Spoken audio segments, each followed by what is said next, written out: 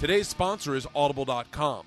Audible.com has more than 180,000 audiobooks and spoken word audio products. Get a free audiobook of your choice. It is free and it is waiting for you, like my book, Life of the Party, which the audiobook is actually 10 times better than the real book. At www.audiblepodcast.com/Bertcast. Also, Trip Flip, Tuesday nights, 8 p.m. on Travel Channel. That is it for ads, everybody. Today's guest from the hit show Legit on FX via Australia, via the UK, via Los Angeles. One of my favorite comics working and easily one of the best storytellers around, Jim Jefferies. Yeah, I don't put a keg in there, though. It's kind of... No, it's not... I don't want to say that keg raiders are, like, the most fucking useless thing, but they're just a lot more work. They are a lot more work. They're like strippers. They seem like a great idea on paper.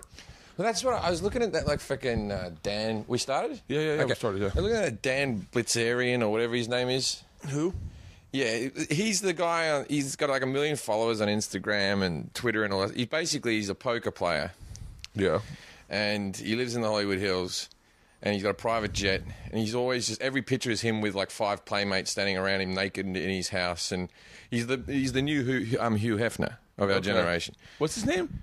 Dan Blitzian, Dan Blitzzian or something, I think is how it's spelled.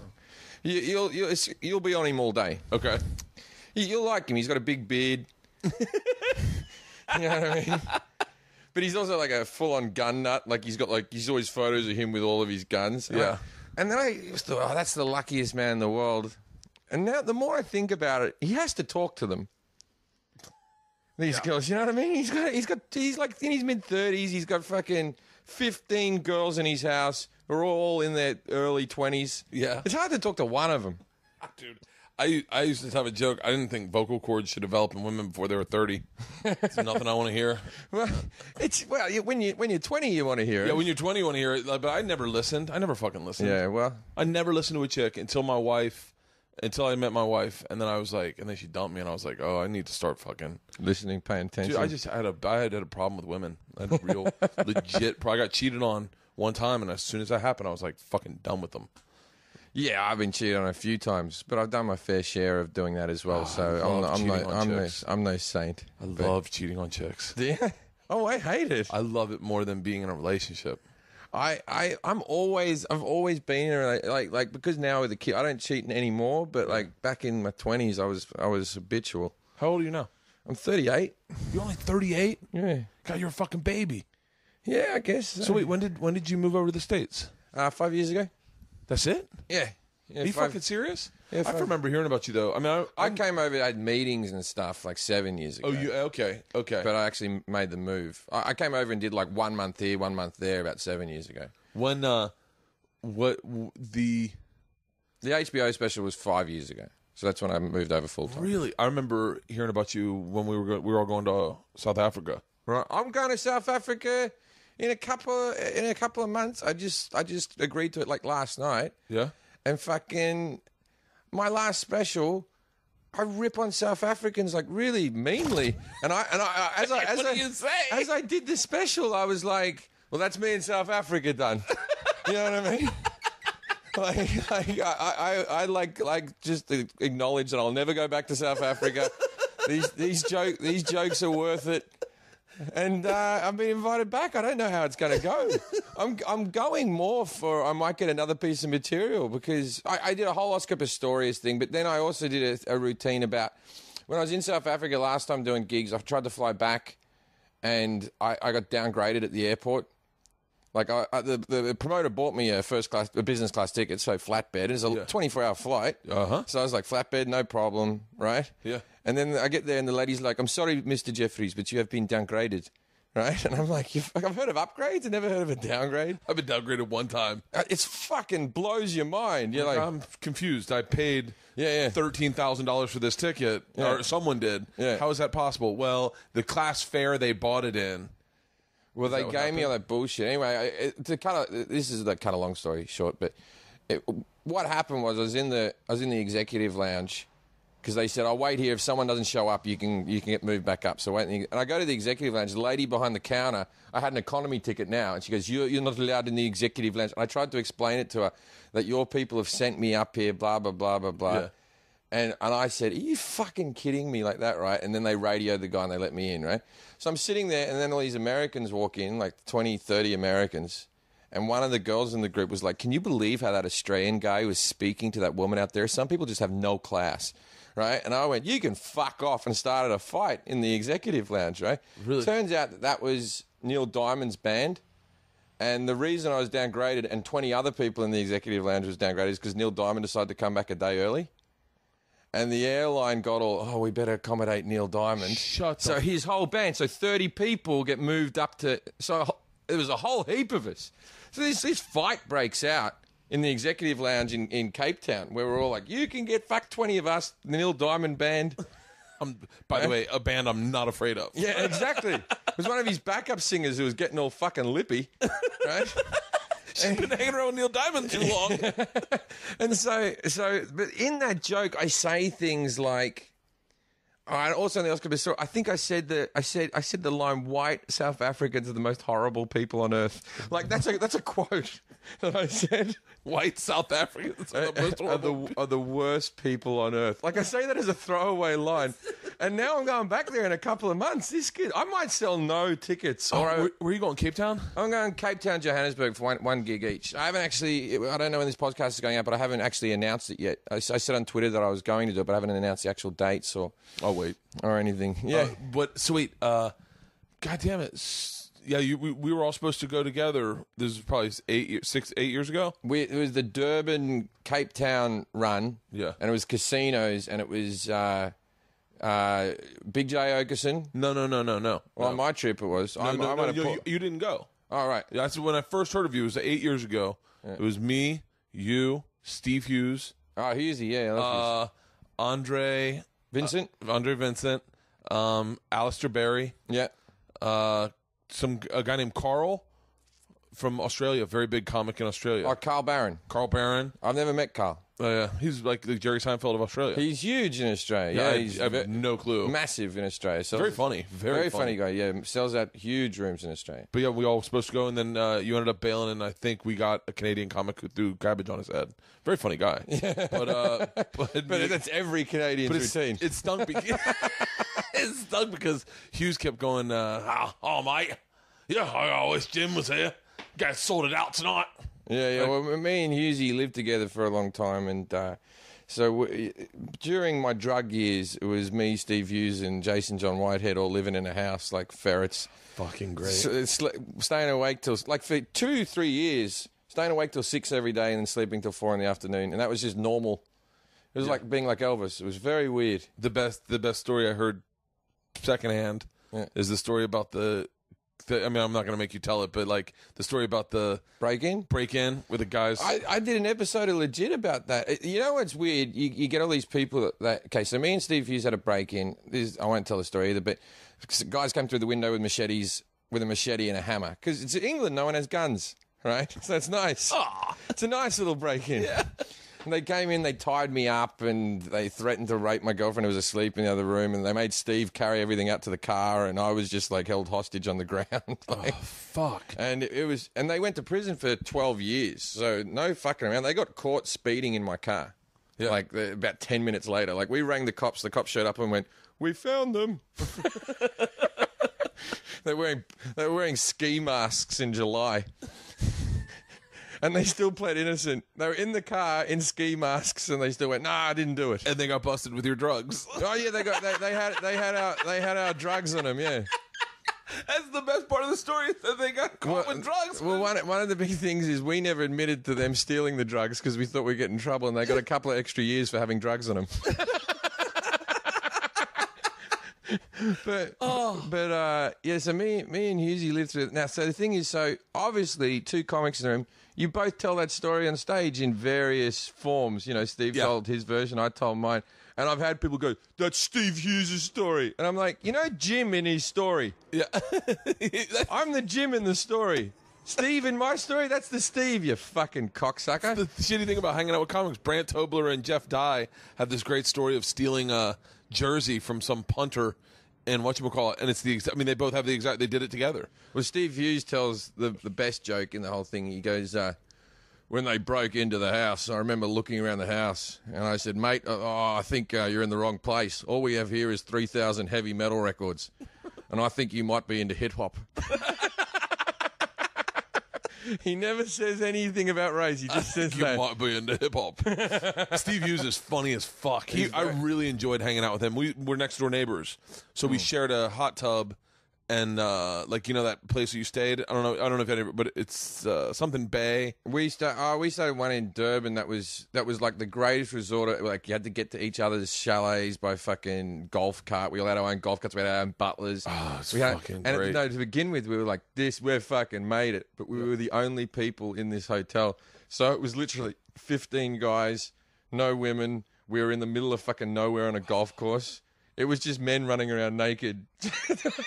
Holy shit! That would be those international tours are more fun than like Montreal or Aspen ever was, because you go do like the Cape Town Comedy Festival and then you're down there for a month hanging out with the same guys every fucking night, partying every fucking night. But also the good thing is you get fucking wasted on drugs and you get your dick out.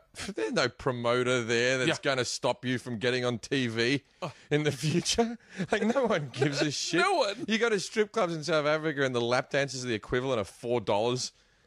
We went to a strip club. We all went to a strip club with Sam, I think was the guy running the festival. Yeah. And the girl was like, and I was married at the time. Yeah. And I was like, my wife's cool with going to a strip club. She didn't give a fuck. Lap dances, she didn't give a fuck. I grew up in the South. We were raised on that shit. Yeah. And the girl goes, I can't do accents the way you can, but she's like, touch or no touch? I can't touch do Touch or no touch? Yeah, touch or no touch. And I went, who the fuck gets no touch? Yeah. And so I was like, touch. I guess definitely getting touch. It's $1 more. $1 more. And then we went in there, and I didn't realize. They're great-looking girls as well. Amazing! They're gorgeous. Yeah. And I didn't realize that touch meant... A lot of them might have AIDS or whatever. It is Africa, but it's 1 in 4 people they reckon down there. 1 in 4. It's fucking insane, man. But the whole touch thing was that they could touch your dick, and I was like, "Oh, no touch. I'm sorry. I was misunderstood." I thought I could touch you, and she's like, "Yeah, you can touch me anyway. I don't give a fuck. Touch means I jerk you off." And I was like, "No touch, no touch." But yeah, those tours are funny shit. Well, when I'm going down there now, I'm just going for 5 days. Who you go with? Just you? I'm just going by myself, just do a couple of theaters. But I the problem is, you know how it is when you got little kids. I feel like if I'm away from him for more than a week, I get a little bit cats in the cradle. I get a little bit like, I'm missing his childhood. Don't get me started. Yeah. I've been on the road for 10 years straight. When I do Travel Channel, I'm gone for like big chunks, like 2 weeks at a time, 3 weeks at a time. So I'm dealing with it now. I'm home for like 3 weeks is my chunk home. Yeah. So I'm spending time with the kids, and I just like, yeah, I fucking missed a bunch of it, but you know what? You got to work. But it's also that thing that when you get home after you spend like 7 hours with him, you're like, all right, I'm back up to speed. All right, we're all good. I'm going back on the road. So you start your bus tour Wednesday? I start my bus tour Wednesday. We're starting in San Francisco, and we're going down. Portland, San Francisco. What's the other place up there? Seattle, Portland, San Francisco, and then we're driving down to LA to do a gig, so I'll sleep in my own bed. And then we're off to Denver, which is going to take 2 days. And we're just going to put some edibles in the car. You're going to hit Phoenix at all? No, we're not. I just did Phoenix. But, okay. And then we're going to do Denver, then we're going down to Texas for like Austin, Dallas, and we're stopping off. Like, there's 2 stop-off days. One I think we're stopping off in Vegas. The other one we're stopping off in Amarillo. Amarillo? Yeah. It's I used to do a club down there. All I know it is from that song that's very popular in Britain. Is this the way to Amarillo? I've been weeping like a willow. Who do you tour with? Forrest Shaw and Jason John Whitehead. Yeah. If I use one of them at any given time. Okay. So Jason I've known since back in the day. And Forrest, you know Forrest? Oh, he's a Miami comic who moved out here for a while ago, but he used to do all my support spots down there. Very funny. Yeah. Just did his first Conan set. He's doing well. It was I talked to Dave Williamson Dave, do you know Dave? I know a few Dave Williamsons, actually. Seriously? Yeah. Yeah, I talked to Dave Williamson. They were talking about the sunglasses story, which, by the way, I want to hear your side. I've cleared that up. Which Dave Williamson is this? Dave from Miami. I've cleared this up. I rang her up. You talked to her? I rang her up, yeah. So, Just okay. the day after I spoke to you about it. Because here's what happened. I was like angry about it, but I rang her up. I sorted it all out. Oh, do you want to talk about it? I can talk about it. I don't even give a fuck. I always thought it was so interesting because I told you the story when we were doing some storytelling show, and I thought you'd think it was funny. Yeah. And you were like, no, I don't find that funny at all. And I was like, oh, fuck. And then I was like, well, because it wasn't what I heard. That's not what happened. Really? But it is okay, the girl that told the story, I'm not going to name her name, but I don't mind naming her name. I don't think she cares. Well, yeah, I'm not here to, my fans can be cunts, and okay, you know what I mean. I don't want them to, don't get that as a soundbite. My fans can be cunts. Anyone can be cunts. We've all got the ability. Yeah. No, what happened was I was at the punchline. You were the first person to tell the story, and I've heard the story about 5 times since, mate. Really? And that's why I was getting a bit shitty about it because I only told it to you, by the way. Oh yeah. I never she told it to me. I told it to you. And then I was like, and then I realized you weren't cool with it, and I was like, oh, I'm not going to tell it to anybody. What? And then Dave Williamson told it to me, and I went, who's Dave Williamson? Dave's Forrest's best friend. Oh, okay. I don't know Forrest, but I know that Dave and Forrest are good friends. Dave told it to me, and then you texted me, and you're like, I know who it is. And I was like, God damn it. Oh, no, that's right, because Forrest did some investigating for me to find out. Yeah, and I was like, why wouldn't I go, in my head, I was like, I don't know Forrest, but I go, why wouldn't, I go, just tell me Jim wants to know. I'll call Jim in a heartbeat. But I was like, I felt like used. I felt like Dave and Forrest had teamed up to use me, and I was like, oh. No, Forrest said, I'm going to get to the bottom of this. I'm going to figure out who it was. Because I thought it was, for a while there, I thought it was another girl, and I was always quite curt to her. And it turned out she'd done nothing wrong to me. You didn't you do At Midnight with her? Yeah. I thought it was another person. I thought that's the sunglasses bitch. That's the sunglasses bitch. What happened was the punchline in Atlanta. And I will say this. I'm going to start this off. I actually feel like you are more misunderstood more often than anyone I know. Oh, well, I feel what like they're saying is a lot of people think I'm an asshole. No. Well, no. I know that you got into a fight with one of my friends one time, and I was like, I remember calling my friend and going like, he's actually a great guy. I don't know Who what else did I get in a fight with? Cowhead. Oh yeah, Cowhead. Yeah, well, I didn't get a fight with him. Me and him are made up as well. Yeah. But I called Cal. I got into a fight with his mate. Yeah, his sidekick Galvin. mate. Galvin. But I told Cal, I go, trust me, Jim Jefferies is solid as fuck. I was like, I've known Cal for 15 years. No, me and him are made up. Yeah, we're all right. Me and him. Yeah. He actually was very nice. He wrote that he saw even when we were having our feud, he wrote that he saw my special, and it was very funny. You're easily one of the funnier fucking dudes working right now. So what happened was I was at the Punchline in Atlanta, right? Yeah. And I get picked up by the owner of the comedy club. I've got my suitcase. I got all my shit. I've been traveling, not all day, but I've been traveling to Atlanta. Yeah.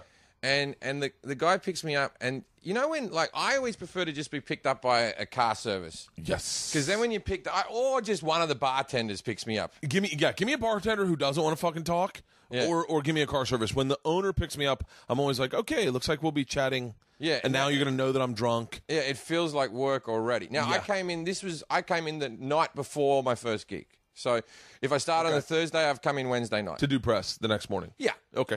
So I've come in, probably landed at like 8 o'clock or something. The guy drives me up and he goes, hey, I thought we were going to the hotel, and he goes, oh, we're going to have to stop by the club. I got some things to do or whatever. I got the club to take. And I'm like, all right, yeah, you're not going to argue. Especially, I just come out to this country as well. I wasn't in any states. Go, just take me to the hotel. But you were coming in to do a theater. No. I was just coming in to do the comedy club. Oh, really? Yeah, I was just coming in to do the comedy club. Okay. Right? This is 6 years ago or something. I was out here for one of my month-long stints or whatever. Okay. Right? And so I'm coming out to do the comedy club, and he goes, we have to stop by the club, blah, blah, blah, blah. He goes, there's not many people there, et cetera, but it'd be really cool if you could get up and do a set, right? And I'm like, I don't know, and then...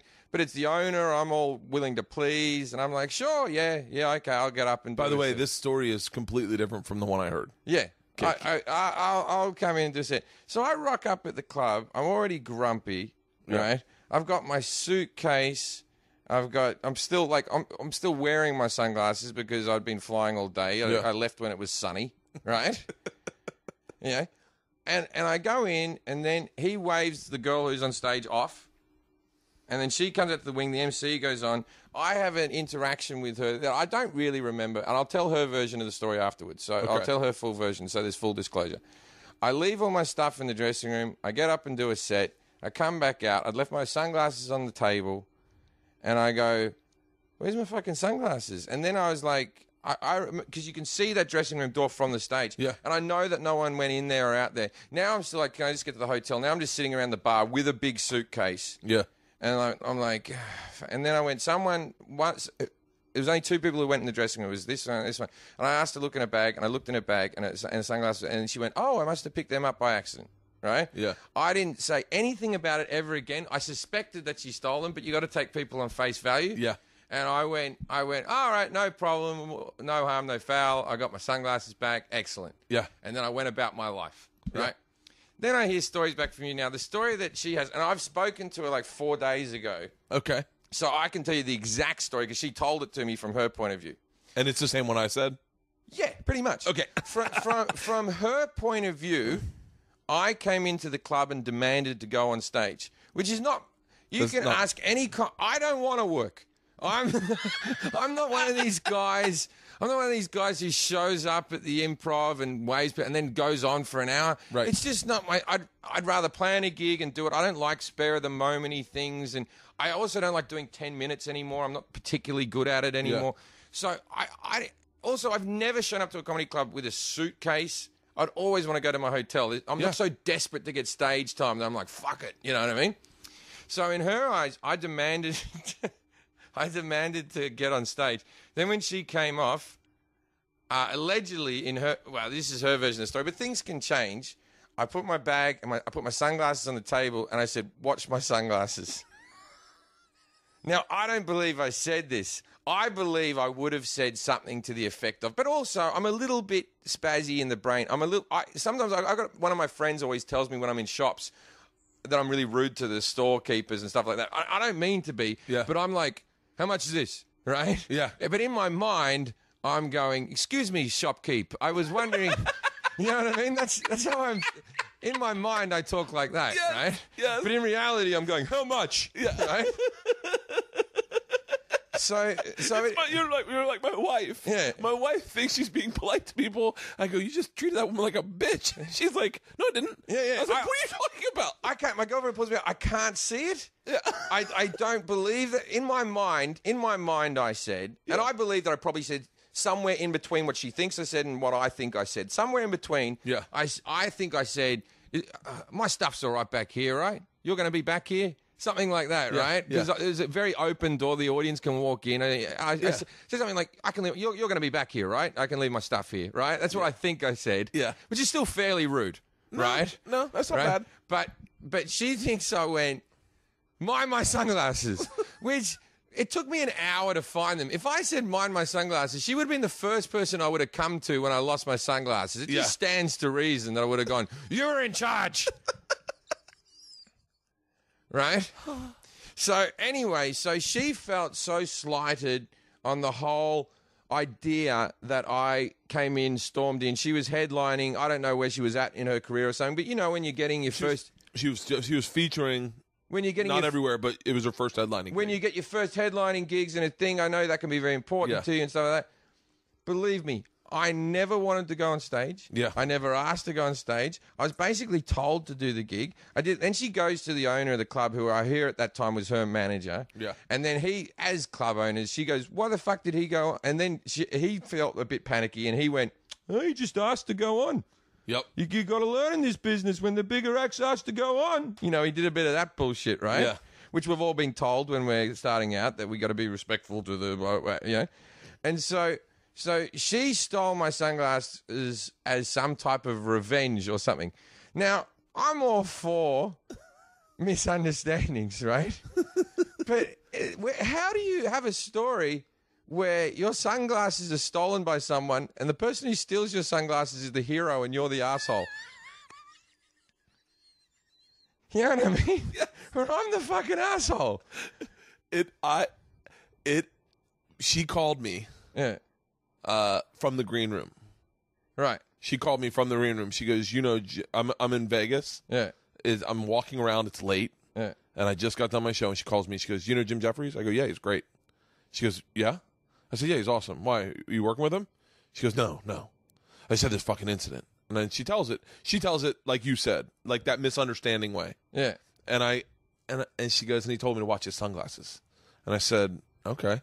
She goes, and I go, no, it's probably a misunderstanding. It's cool. Why? What did you do? And she goes, I stole his sunglasses. I go, oh, I'd definitely give those back. She goes, I don't know what to do. I'm panicking. I feel like I'm already out. I don't like, but she was saying it, like you said, from the misunderstanding point of view. She probably rang then from the point, because I was looking for him for about an hour, and I knew something was amiss. Yeah. And it's not even that big a deal, a pair of sunglasses, but it was just someone screwed with me here. And I was a bit, you know what I mean? Well, it's interesting to hear your side of the story, because that is actually what has happened to me a number of times. Is you come in, fly into the Miami Improv, they pick you up, they take you right to the club, and they're like, do you want to go on? And you're like, ugh. And you don't realize that you're like, yeah, because you want to be cool. Yeah. And you get put into a situation where another comic sees it like you came in.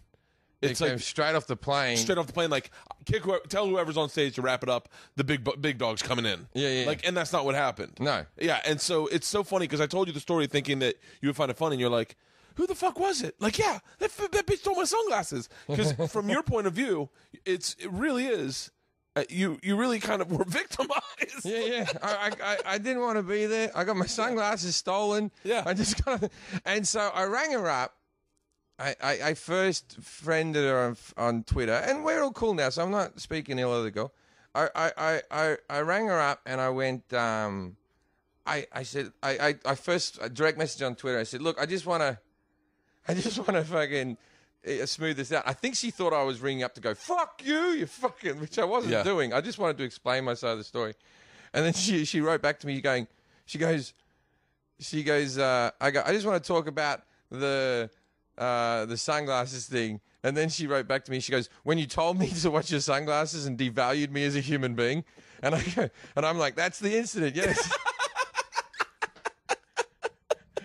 And I rang her up. I said, look, and then as soon as I said, I didn't want to go on the club. And then she went, oh, that changes everything. Yeah, it really does change everything. In her eyes, I think she thought that but that's not. But also in her eyes, everything I said in the dressing room when she came off is tinted with assholery. You know what I mean? Yeah. Like, so even if I said, can you watch those for me or something like that, it's pretty dicky, but it's not the worst thing in the world you can say. No, right? not but even if close. you've just waved someone off and then gone, do this for me, that's a bit cunty. So everything I did after that seemed extra cunty. Yeah. You know what I mean? When I was and then I'm like, these people fucking hate me. I don't even know why.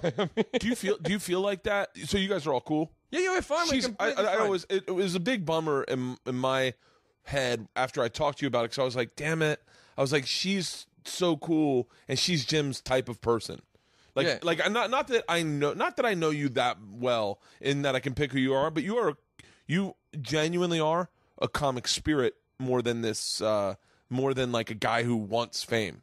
You can't change who the fuck you are. Right. You will always be a comic. You appreciate comics. You appreciate good comedy. You're amazing on fucking radio. Like, I remember hearing you on Opie and Anthony and being like... Well, I was always totaled. You came in on ecstasy one time, I think. I went in on I'd just taken ecstasy after taking 5 lots of ecstasy. I was with Andrew Maxwell, an Irish comic, very good Irish comic.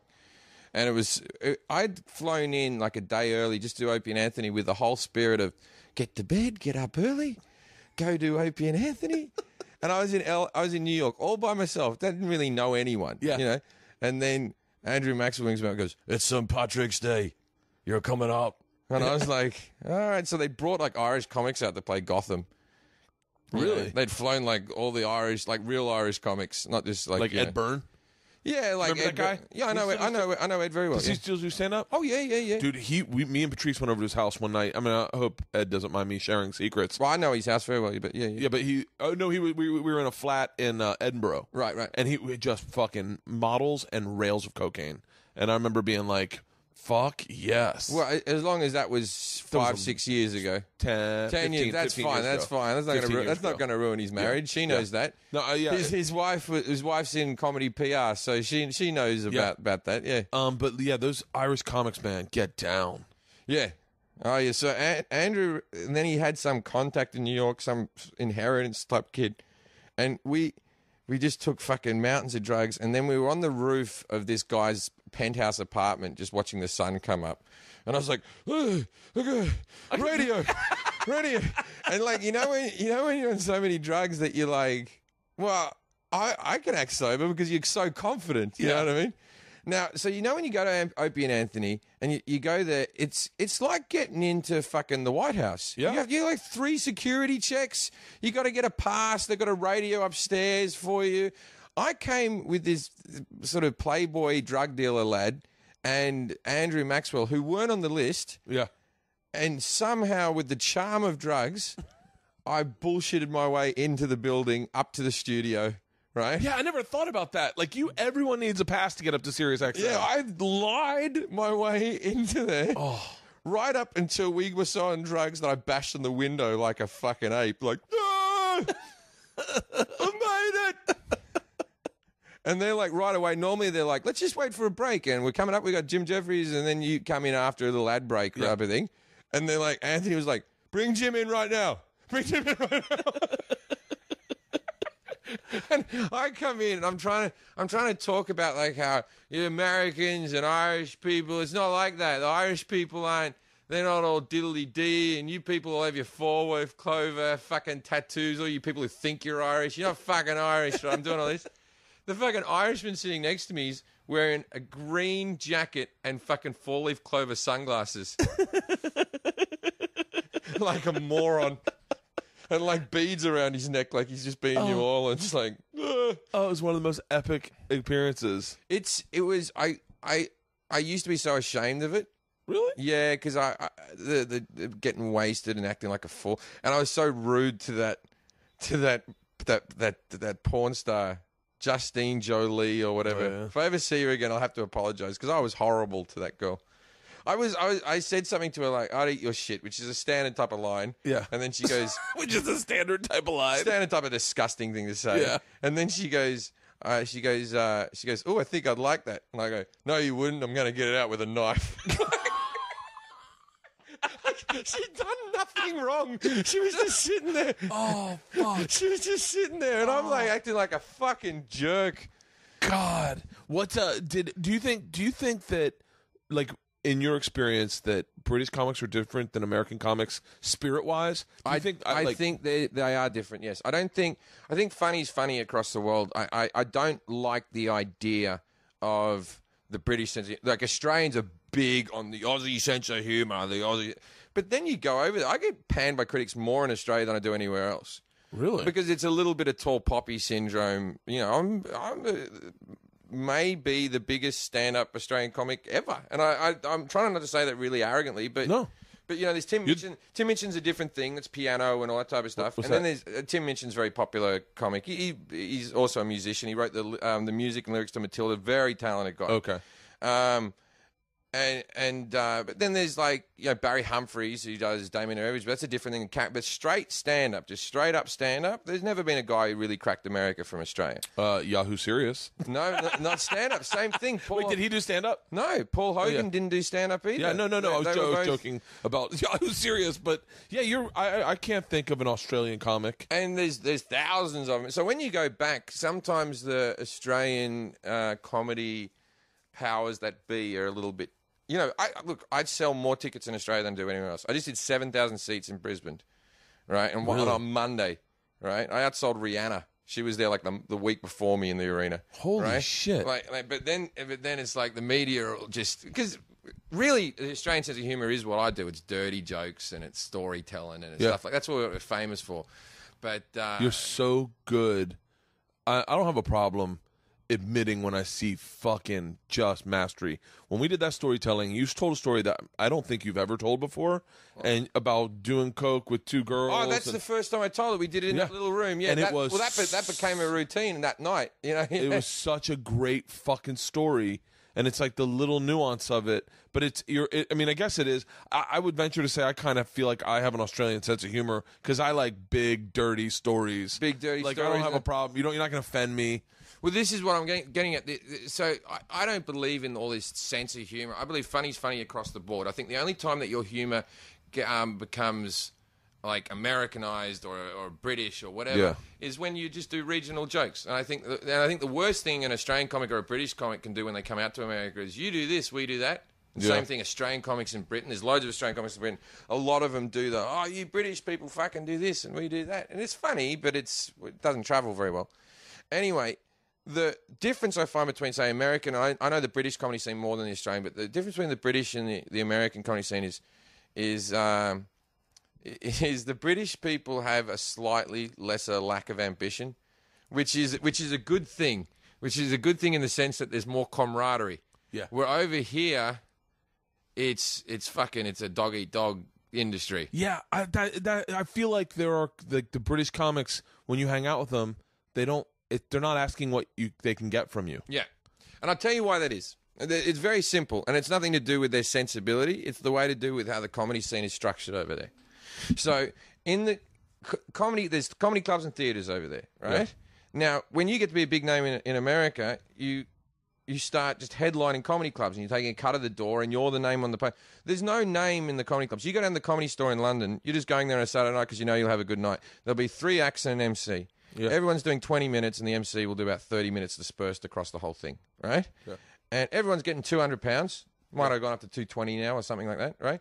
Everyone gets £200. So we're all on the same money. So you can buy me a drink, I can buy you a drink, we can all share a bag of Coke, we can do it. You know what I mean? Everyone's on an equal playing field. And if you get too big for that club, they're never going to up your wage. It's up to you to go book yourself a theatre and try your luck and see if people will come and see you. But otherwise, everyone in the club's on the same. Now, here in America, you've got 3 guys in the room, 3 girls or whatever, and we're all earning different money. And right, so you've got one guy earning $5,000 a show, another person earning $50, another person earning $150. Yeah. And so that does add a little bit of us and them mentality to the whole thing. Yeah. Which the British don't have. It's a lot of, it's also over here, you go, why is that guy getting so much money? He's fucking shit. Right? Where in Britain, it's like, that guy's shit, but who gives a fuck? He's not earning more than me. Yeah. We're all earning the same shit together. Okay, yeah. Because I always felt like when you hang out with British comics, it was more about like, it's almost what I remember in New York to be a tad bit. Before I knew people were headlining, it was just New York. You just go and everyone just hung out and everyone was getting the same for the weekend. Yeah, exactly. And it was like, there were monsters. But then there were guys that were just destructive, and there were guys from SNL. But it was like more like a very camaraderie scene. You come out to LA, and I feel like I don't feel like it anymore because I don't really hang out much. I think I think it's getting a little bit less. But it used to be, even when I first moved out here, that people were just trying to. The comics in this country were trying to get a good 5 together, which I see as a pointless activity. Yeah. But everyone was trying to get a good 5 because I got to get my Letterman set, or I got to get my. And it was beginning to get less and less as those spots become less important to your career. They do nothing for your career. Yeah, they used to mean, but just 5 years ago, people used to still think this is going to do something for you, And people were so focused on the tight 5, and I can't think of anything worse than doing a tight 5. I think everyone should be focused on their hour so that they can tour it. And then the next thing is, even if you're not famous, if there's any aspiring comics listening, the most important thing in comedy is coming up with new material each year. Yeah. That's the number one thing. Doesn't even matter if it's as good as the last stuff. I believe that quantity is almost more important than quality in this game. Really? Yeah, because you fucking, what is the fucking point of having the best 20 minutes on earth if you're not going to change it up? People will see you twice, they won't see you 3 times. You've got to keep the quality up, of course. Yeah. But if you've got something new, fucking bring it out as quick as possible. Just keep on bringing it out. And then obviously don't record it till it's high quality. Yeah. But people will be happy if they've seen all your specials and they come to your show and they're like, you didn't repeat anything. That's like the comments that people always put on things after my gigs. They go, you didn't repeat a single joke.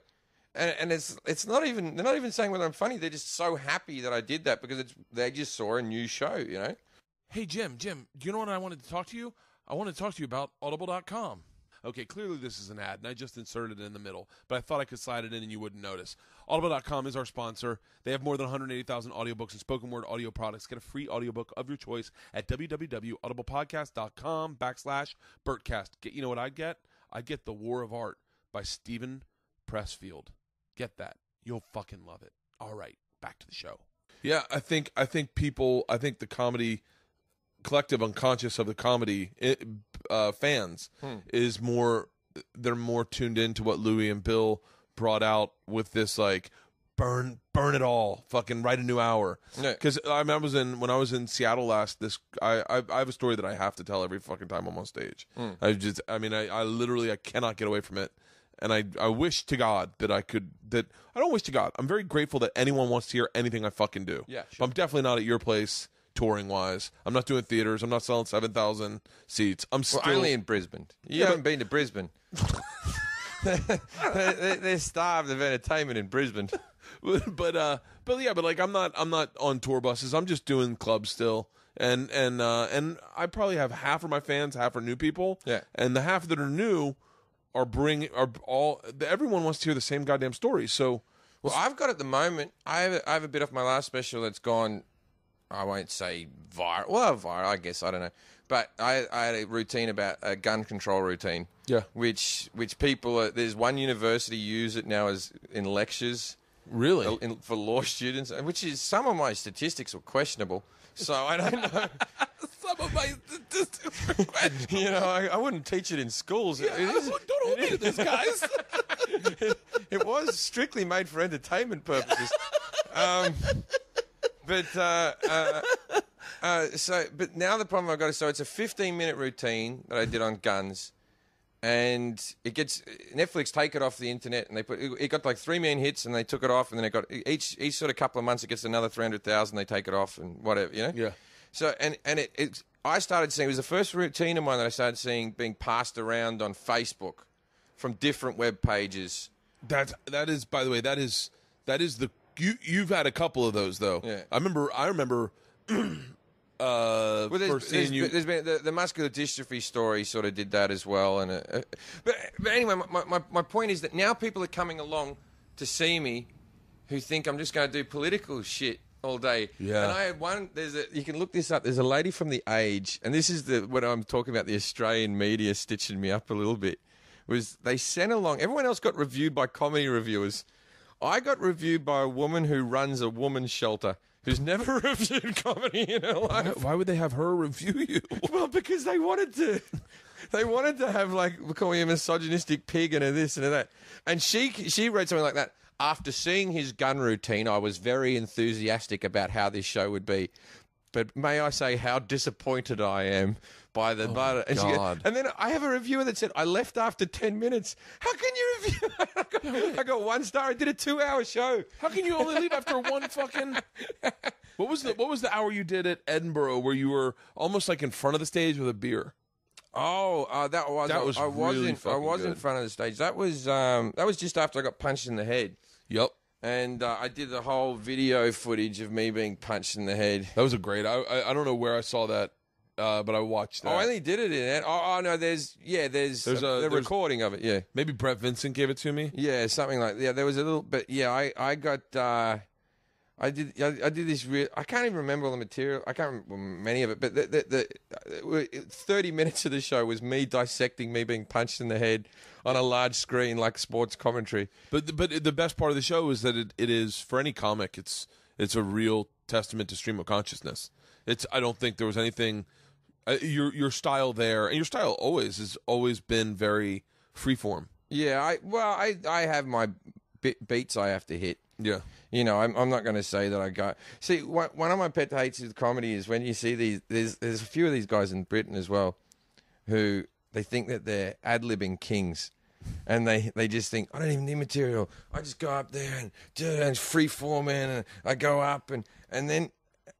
What pisses me off about it is, first of all, most good comics I know have the ability to do that. Yep. You could stand on stage for an hour with using none of your jokes and get laughs for an hour. Yeah.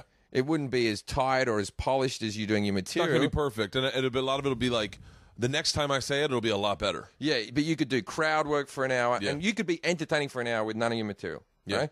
And they seem to think that that's a skill that only they have. No, most comics have this skill. And then what pisses me off is whenever you see these guys, they keep on doing the same ad-libs every time you see them. If you see them once or twice, they're like, oh, don't you look like a big baboon or whatever they say. Yeah. And then you're like, you're not doing that. It's just tricks. I hate that. You have tricks. It drives me fucking nuts when you see a guy who's like, yeah, I just like to go up there and just kind of fucking riff. And they do the same fucking... Same riff every time. And so I do, my shows are anywhere between an hour 30 and 2 hours. Your stand-up is anywhere between an hour 30 and 2 hours? Yeah, for my shows, yeah. But were you doing that when you were at the clubs? No, in the clubs I do an hour because they have to turn around. But in theaters I do an hour and a half to 2 hours. And like I remember reading an interview with Dave Chappelle where they said, when do you know when to get off stage? And he said, there's a moment where you say the perfect joke and it just pings off the back of the room and you get that laugh that you want. And that's when you know you have to get off stage, right? Yeah. And my answer to that question is when I need to piss. You know, I could do slightly longer. I could do, you know what I mean? It's when I need to piss. I'm drinking up there. Even if I'm drinking water, I'm still drinking liquid the whole time. Yeah. And at about a minute 30, but I feel like I need to piss, and then I say, all right, I got 10 minutes in me now, and I wrap it up, and you know what I mean? Like, I don't see this. I don't get the Dane Cooks of this world that, and I'm not saying this is a bashing Dane Cook, but and there's a few, Chappelle does it as well. These people who go down to the Improv or the Laugh Factory and do a 7-hour set. Yeah. Who gives a fuck? Yeah. I could keep talking for 7 hours. As I said, with no material, you could keep talking for 7. Yeah. The amount of time isn't impressive. No one really wants to watch you for more than 2 hours. Yeah. No one wants to watch anything, movies or anything. If they wanted to watch, if people wanted to watch things for more than 2 hours, The Lord of the Rings would be one film. And you just sit there for fucking 8 hours and watch the whole 3 movies and just go, you know what I mean? Yeah. But no one wants to do that. We're happy to wait a couple of years even between films. We're like, all right, space that out. That's too long. Yeah. So there's no entertainment in this world that's more than, you know, Paul McCartney does a concert, it's like 3 hours. No one does anything more than 3 hours. No one wants to watch anything for more than 3 hours. That's it. Yeah. So I sort of do an hour and a half if sort of 2 hours at an early show, maybe an hour and a half for the late show. And the only reason I do a little less for the late show is not because I want to get home or anything, but because they're tired. You know, people have finished work and they're sitting there, and you know, there's nothing worse than watching, especially with a lot of my fans, because a lot of them get really drunk before they show up. They think that this is they want to get pissed up, right? Yeah. And I had one the other day. Where was I? Oh, I was in some place in Canada, St. John or St. John's. I did one St. John and one St. John's on 2 different nights, right? It was one of those idiot agent bookings because it's all like Newfoundland and all those, the Maritimes and all those islands. Who does your booking? Well, I do well in Canada. I sell slightly better in Canada. So I sell better in Canada too. I sort of thought to myself, there was a stage there where I didn't think I'd have a new hour, because when I say I try to get a new hour together, and when I say do an hour and a half, maybe 20 minutes of that is dicking about, you know, like or crowd work and stuff. So I try, or talking about the town that you're in that day, you know, just whatever happened to you that day. Yeah. And so I didn't know after I recorded Bear that I'd have my new hour ready in time. So I said to my agents, out of fear, I said, just book me anything you can in Canada, because I don't believe it's going to stream in Canada Netflix like right away. Yeah. So I can do all that material, and you know, if they've seen the material, shame on them for downloading it illegally. I mean? So I go up to I've got the new material anyway, so I've just booked myself into every little small bit of Canada, right? So I'm doing Newfoundland, St. John's to St. John's, which looks like it's only a little 400 miles away. Yeah. But it's 2-3 little planes, like little shitty 6-8-seater planes. Oh, fuck that. Right? Yeah. And it was like a 12-hour travel day between them. Like I woke up at 6 and then I just got off the plane and went on to the next gig. And one time I just rang up my agent like, are you fucking kidding me? Yeah. I could be in London by now doing gigs. I could be in Australia doing gigs. Yeah. And you get on these little planes in Canada. And I'm just saying, like, and everyone's got a window seat. There's 4 on each side, maybe 5 on each side, right? Yeah. and there's no cockpit. There's just, you're in the cockpit. Yeah. And the pilot gets up and he's like, okay, all right then. So we're all going to St. John's. And if you want to come up and say hi, just say hi. We were just sitting here and hope you enjoy your flight. And then the guy's like, fuck, I got to do French now. And he pulls out a bit of paper. And this guy, he should have just rehearsed this one bit of dialogue in French. He's got a bit of paper going, Le... Newfoundland. Newfoundland. Like, why don't you just go, well, any French people? There's only fucking 8 of us. Just ask. Or just look and go, that guy looks French. Yeah, just look and see if we're acting like cunts to each other. And just go, and then, but this is the whole idea. What is it with these terrorists who want to hijack big planes and get big buildings? Just hijack small Canadian planes and hit moderate buildings. Do 20 of them at once. Yeah. Send 20 blokes out there. There's no doors or anything. The Canadians are so polite. You're not going to get any fight back. Yeah. You just get some guy like, oh, so I guess Mohammed's in charge now. Where are we going? Mohammed's in charge. Yeah. How you're so good with fucking accents. I can't do any fucking accents. Well, I live with a Canadian, and I'll tell you something about my dopey Canadian family. Okay, so I call it my family. I'm basically married. I have a Canadian girlfriend with a child with her, right? And she comes from a super religious family. I've never told this story before on anything. She comes from a really religious family where she's the youngest of 7. And so she's like a couple of years older than me as well. So she's like 40. And so she has brothers and sisters who are like in their like 60s. It's weird to have brother-in-laws that are just old men. Really? Yeah, because she's like, they're 20-something years apart from her to her, you know what I mean? Wow. And so she also has nephews and nieces that are the same age as me. Like 38-year-old nephews and nieces. Yeah. So we're in Calgary. As I said, she grew up with this special religion where they believe in a pope from 400 years ago. They believe current Catholics are too progressive, where she couldn't show her limbs and they all had to wear the head dress and, you know, like pretty fucking out there shit, right? And so the kids, the nephews who like ranging from 30 to 38 were coming to see me. They were all in Calgary, right?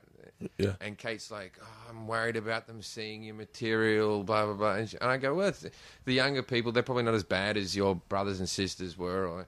And then she goes, just, you know, when you see them, try to be really polite. And, Yeah. you know, so now I'm stressing this is the first family members I'm going to meet, right? And I'm like, so they come backstage. So I order like a massive bottle of vodka, one of those big, huge ones, like, I don't know, like 3-liter bottle of vodka. Yeah. Right? And It's the what are they called? It's the Magnum. the Magnum, yeah. Yeah. So I ordered that because I figured there's going to be 8 people in the because there's 4 guys with their wives, right? Or one of them was a girl and her husband, and I figured, well, this will be they can have enough for everyone. I got my support actor, my road guy, and so I think okay. So I go, well, if anyone wants a drink, you know, I'm trying to make small talk with them. They're all in the dressing room before I go out, and I get off stage after finishing the show. The show went fine. And I go back to my dressing room. That's bone dry. That thing's bone dry. Right? Yeah. 3 liters of vodka, gone. Yeah. Right? And I'm like, what the fuck has happened here? Like, people must have... There's just empty red Solo cups all around the floor. It looks like a fucking mess, right? Yeah. So I go out to do photos afterwards. And maybe 200 people stayed for photos, which normally takes maybe 40 minutes if you're quick, you know. And so Sam, my guy who takes all my photos, and my road manager, my tour manager, he's there taking photos. My religious fucking nephew and niece-in-laws or whatever they are, who I was meant to act polite, they're wrestling on the floor. Off to the side, doing WWE moves and boom, the Undertaker, like fucking pigs. They're rolling around on the fucking ground, right? And security want to do something. I'm like, I sort of related. And I'm trying to take photos, and it's all like there's no music or anything. It's just people queuing up in a foyer, and these people wrestling each other. And I'm like, guys, stop. And they're like, oh, sorry, Jim, sorry. And then they're wrestling a bit. And when Sam, my road manager, went, you boys, just sit over there. Yeah. Behave yourself, right? So they're already telling them off. then one of them, the bar's got like roller cage door on the front, like it's been shut, like the. Yeah. He starts bashing on this, and the lady's like, "Oh, hey, easy there, big guy. the bar is closed, right?" And he goes, "Jim Jefferies is my uncle." This guy's the same age as me. Yeah, Right? Jim Jefferies is my uncle. Yeah, it's weird when a grown adult says that. Right? And I'm like, I'm not his uncle. And you just met him. Just met him. I just met him. And they all come over and they go, "Oh, sorry about that." And then I'm taking photos with people. They're walking up going, "We're really sorry if we embarrassed you. We're not going to try to embarrass you anymore, eh?" Right? So we go out to a bar. That's the best bit of the story. So the rest of this is just going to dwindle off because I've never told. We go to the bar. This girl comes up to me with a shot glass. And she has one herself. She goes, "I bought this shot for you." Now, back in the day, I would have drunken that with her, but I get too wasted. I have a tip-off point with drunk where I'm like happy, fall on the ground, right? And so I'm like, "Oh, I'm not going to do any shots, thank you." My fucking nephew comes up and goes, "I'll take it for him," and then drinks it. And she's like, "Who the fuck is this guy?" I go, "Don't worry about that guy. Don't worry about who he is." Right? Jim Jefferies is my uncle. And then that boyfriend of that guy comes over and wants a fight. We all get fucking kicked out of the bar. And they're just so like, "It's a good party, eh?" Yeah. You know what I mean? My dopey Canadian relatives, right? That's fucking great. And then they're like, to me, they're like, "Hey, you want to come back?" They live like 20 miles out of town. "You want to come back to our place for a fire?" I'm like, "What are you talking about?" And I went, "For a fire? It's snowing. Like, there's like 5 foot of snow around us, right? You want to come back for a fire?" Oh. And I'm like, and I think it's some type of slang Canadian term for want to come back and smoke some weed. Yeah. Right? "Do you want to come back for fire?" And I said, "No, I'm going to my hotel's over the road. We live like 20 miles. No, I'm just going to go to bed." Yeah. I ring Kate up the next day and I go, "What the fuck was this?" And she goes, "I'm so embarrassed." I'm like, "Then they invited me back for a fire. Well, they asked me to go back there and smoke weed, I guess." She goes, No. They were asking you to go back to the house to light a bonfire in the backyard." These fucking Canadians. That was like an offer. My hotel room was over the road. "You want to come back and stand around a fire in our dirt track of a backyard?" Get in a truck in icy weather after I've been drunk as fuck. Yeah, get in. Drive 20 miles. Yeah. Stand in your backyard and have a fire. So yeah, that's my family on that side. How did you meet your chick? She was the prostitute on Legit. Oh yeah, I got the first actress I worked with pregnant. I'm a genius. I'm a genius. Yeah, no, she was the girl who played the prostitute on the pilot episode of Legit. And then where you get DJ trying to get him laid, right? Yeah, get him laid. Yeah. I love Legit. Yeah, I thought the second season was pretty good, but, you know, FXX, we just couldn't...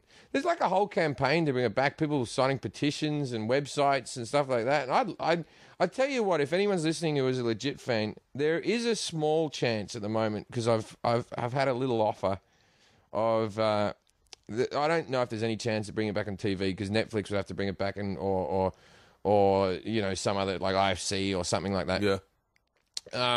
But there is a small chance of there being a movie, because it did very well overseas, that show. Really? And if I could make a movie for $1 million, which is a little bit more than an episode cost, an episode was about $800,000. If I could make a movie for $1 million and sell it to all these other countries, like put it on Australian television, all these places that sort of did well. It did very well in Israel for whatever reason. Really? It was really popular. I'll tell you why it was popular in Israel. It was on after the Big Bang Theory. So all this like, oh, it's not rating well. We didn't have a lead in or anything. We were on FXX all by ourselves after old episodes of Ali G. Like, you give us a good lead in and people get to watch it. People liked it. People don't understand how difficult it is to premiere content and get numbers on a premiere when people aren't on that channel in the first place. And no advertising, no we had people didn't even know what FXX was. We had FX going, "Can we get some billboards up or something like that?" And they're like, they don't work. Yeah. And I'm like, then why do I drive around and see FX billboards everywhere if they don't work? Yeah. Why are you bother? Like, I accept your answer. I'm a trusting guy. You tell me they don't work, I believe they probably don't work because they're only up in LA anyway. Yeah. But why do I drive past Louis, the comedian, Sunny in Philadelphia billboards? They're all over the place, right? Yeah. Oh, they don't work. And then they said to me, I go, but I drive past FX. They go, oh, you've probably seen the Americans and all that other stuff. We don't do billboards for comedy. And they just kept on lying to me. Really? Like there was no money put into marketing the thing. Anyway, the good news is that on IMDb and stuff like that, it gets like an 8.2, and those statistics don't lie. That's thousands of people voting. Yeah. On a Metacritic and all that, critically, it did better than anything FX has put on since, with the critics.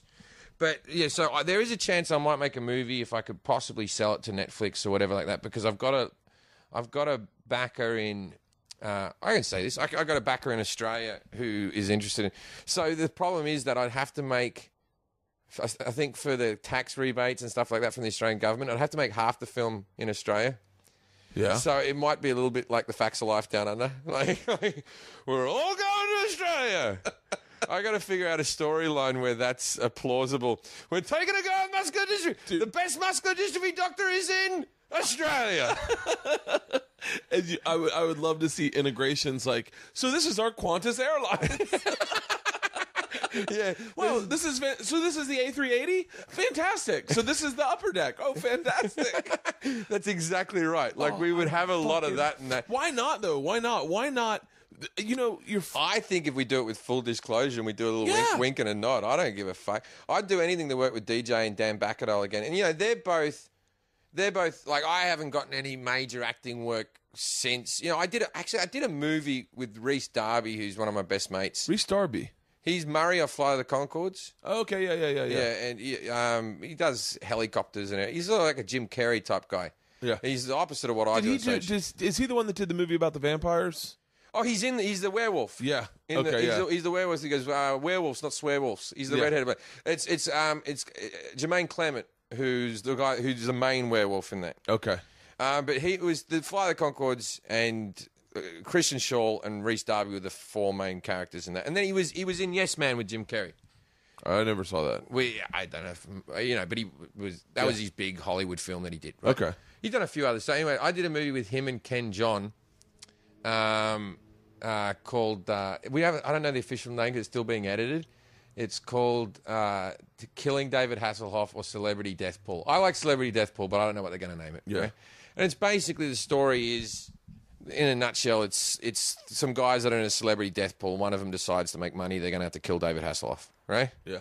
It's a funny little film. Yeah. And I got pulled up for it, and then they go, and Reese has got the thickest New Zealand accent ever, and I'm like learning my lines, like, all right, I got to do this movie. And then they go, oh, by the way, you're doing an American accent. And I'm like, why? And they go, we just cast Rhys Darby and he can't do one. And, we couldn't have an Australian and a New Zealander. So you do an American accent? I do an American accent the whole film. No, I haven't seen it. Fucking kidding? I haven't seen it. But I said, I think I could do this. I shut up on day one and they went, we're bringing in a dialect coach. So there might be some scenes where I'm really bad, but the dialect coach, when I had him there, I wasn't too bad at it, I don't think. You did American accent earlier on, just talking, you do a pretty good one. Yeah, but I become like a different person when I do it. I sound like a completely different here. My agent saw the film and said it was all right. So I've got a whole heap of stories to go along with this film. I don't know if okay, first of all, at the end of the film, I dance. Yeah. Freestyle. Right, over the credits, there's dancing. Yeah. I've been having nightmares about this movie coming out because there's no way I can look good doing this. This is like, with my whole stage persona, my whole credibility will be, I'm dancing like a moron. like pointing my fingers and really? Yeah, and then there's a row of girls, I dance through the middle of them. Right? And I'm the guy who reads a script and just reads my dialogue. Obviously I didn't read the bit and then they all dance. Right? Oh. Right. So I've woken up with, you wake up when you got an exam coming near when you're in school and you wake up oh God, I got that exam. I still have panics about university. I've forgotten. I have those dreams all the time. I'm not in school anymore. Yeah. I've got a new one. Oh, I'm dancing in a movie. Oh, people are going to see me dance. So I'll tell you my best story of this thing, right? So fucking Michael Yo does stand up. He's the guy. I know Michael Yo. Yeah. Yeah, he does entertainment. Podcast, yeah. Entertainment, yeah. Whatever, right? So he comes down to the show, and so he came down and reported on Legit and everything. He's a real cool guy, but most people know him as an entertainment sort of, whatever the show is, Access TV or whatever the one he is on, right? Yeah. Anyway, so they come down to interview everybody. So David Hasselhoff's there. I'm hanging out with the Hoff, right? Did you drink with him? No, he's sober. I've got so many Hoff stories out the wazoo. I'll tell you all my Hoff stories. He doesn't like me anyway. You'll find out at the end of this story. He doesn't like me, so it's not like we're going to ruin any relationship here. I don't mind him. I've got a bit of a man crush on the Hoff because he's like dates like a 22-year-old hot chick and he's fucking works out and he still looks better than me. He's 60. He's the future me if I put some effort in, right? Yeah. Anyway, so we're on. Okay, there was a scene in the movie because David Hasselhoff's in the film quite a bit. Yeah. There's a scene in the movie where Justin Bieber's in the film. Okay. And he does a little cameo. And we did it down at Venice Beach. And when we did the scene, I wasn't actually in the scene, but when they did the scene, drones over the top, Venice Beach, the place, like just queues of people just showing up, just walking down to look at him. Yeah. And he's like skateboarding in between takes and stuff. You know what I mean? Like, yeah. Like he's funny how he lives his life. Like he's just like, fuck, I'm going to live my life. I don't care. All these people are staring. I'm going to do what I want to do. I kind of admire. Yeah. Right.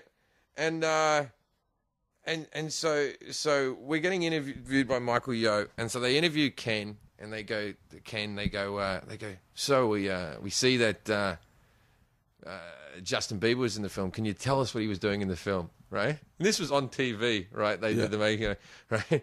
And Ken goes, I think you're going to have to watch the movie to find that out. Then they cut to David Hasselhoff and they go, David, what was what was Justin Bieber doing in the film? Oh, I can't give away industry secrets. Oh, no problem there. You have to watch the movie. And then like they edited it together really badly. They cut to me and I go, he's the voice of the Knight Rider car.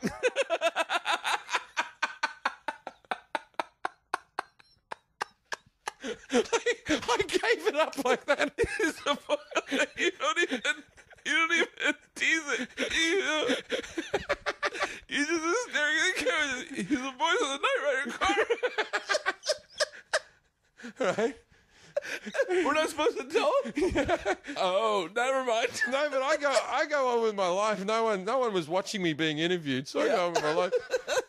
Fucking 2 days later, this airs on TV. We're still making the movie. They did a behind-the-scenes thing. It was online. They edited it together like this. I don't know because I come out of the trailer and fucking Hasselhoff is steaming. Right? And he's like, oh, okay, here he is, everyone. Oh, well done. Well done. Ruined the movie. And I'm like, what the fuck are you talking about? And he goes, you told everyone. I go, oh, listen, David, I didn't know it was a big fucking secret. No one came up to me and went, okay, it's a big secret. If you told me it was a secret, I would have known it was a fucking secret. Why would I think that was so? Do you think this is the bit that people, I'm not going to see the film now. I already know that fucking Justin Bieber's the fucking voice of the Knight Rider car.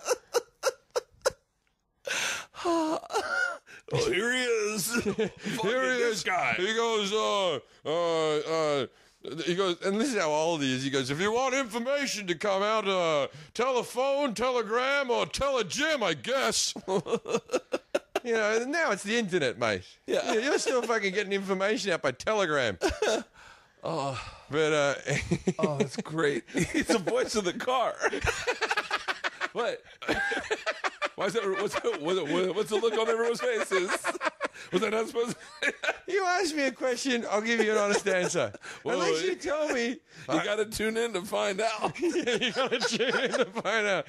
And he dies at the end. Is that bad? Oh, yeah, I haven't told everyone. I've just leaked that we're all dancing. Yeah. So at least you know my character doesn't die, I guess. I'm dancing at the end. Oh, that's so fucking great. Oh. This is the difference between a comedian and fucking an actor. A seasoned actor. Yeah, the thing. Oh, no, he's the voice of the Knight Rider car. And the thing is, if you watch the footage, I looked so blankly down lens afterwards.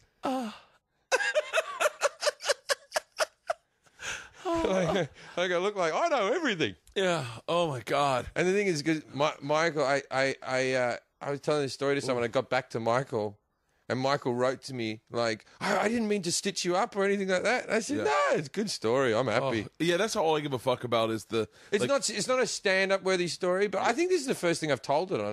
But I've told it to a lot of friends, that story. It's a great story. I think everything's stand-up worthy these days.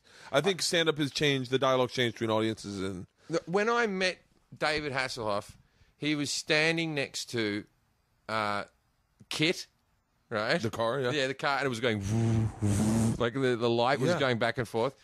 He was standing next to Kit, right, in a karate outfit, doing fucking punches like that, right? Are you fucking serious? Yeah. And I've just walked on set. They've already filmed like 3 days, and my character hasn't come in yet. And I walk on set, and you're like, oh, I know who this is. Oh, hey. There's Jim Jefferies. All right. I love Jim Jefferies. He goes. You're an Aussie, right? I love Aussies. I go down there. They still buy my records. I'm going Aussie, Australia. Because you like Perth? You're from Perth? I said, I went to university, but you go to Bali? Bali's like the Mexico of... In Indonesia, Bali's like going to Cancun for Australians. Yeah. Very cheap. Beers are $1. Bali? Bali, yeah. It's a holiday resort destination. Really? That's, if you're in Perth, it's faster to fly there than to fly to Sydney. And you're in Asia, all of a sudden, like you're in Florida, and there's food's great. It's just a lot of pissed up Australians. Yeah. And they always say there was the Bali bombing, which was a nightclub exploded. I remember hearing about that. Which was basically the terrorist attack on Australia, because it was all filled with Australians. All the nightclub was for Australians, right? So anyway, he goes, I still haven't spoken. He goes, hey, you go to Bali? And I'm like, and he goes, well, I'm buying a resort up there. He goes, the moment they're selling it a square meter for like $50, it's going to go fourfold. You want to invest? David Hasselhoff tried to do a property deal with me. In a karate outfit next to Kid. And I'd known him for 30 seconds. Yeah. You haven't even spoken, really. I haven't even spoken. And I'm like, there's a bit of me that's like, I would like to, if I had my time over, I would have dropped 50 grand on the deal with the hope of losing it. Yeah. Because just so I had a David Hasselhoff fucked me over 50 grand story. Yeah. That was so much better story. Yeah. I should have gone, get my checkbook. Done. Here, hold my watch. I'll be back. This is the best story ever. I'm going to make so much money off this story. Yeah, but I should have invested. I'm sure it's not too late. I'm sure I can still. Just the idea that you'd meet David Hasselhoff in a karate outfit next to a Kit. He's just like, shut the fuck up. Oh, yeah. See, the thing I love... Hulk Hogan was in the movie. Really? Yeah. I'm probably giving away all these secrets. But in my opinion, me saying all this stuff... It's just going to get people to watch it. Now you're slightly like, I have to see this film. Yeah. It sounds like I'm dying to see this film. I fucking, because already I'm like, I respect anyone who puts in Ken, you, and Reese in a movie. Yeah. Like those are Ken. I've known Ken for probably 15 years. Yeah. He was the great stand-up. He's very like. He can't do a scene with Reese Darby without laughing. We probably could have finished the film a week early. But he finds Reese Darby, he just cracks up every time he's in a room with him. He wouldn't be... Like, okay, so Undateable, Crystal Lee, you friends with Chris? Yeah. He's coming on the podcast this week. Yeah, I'm mates with Chris, right? Yeah. I just read, I know, because they just did a live one.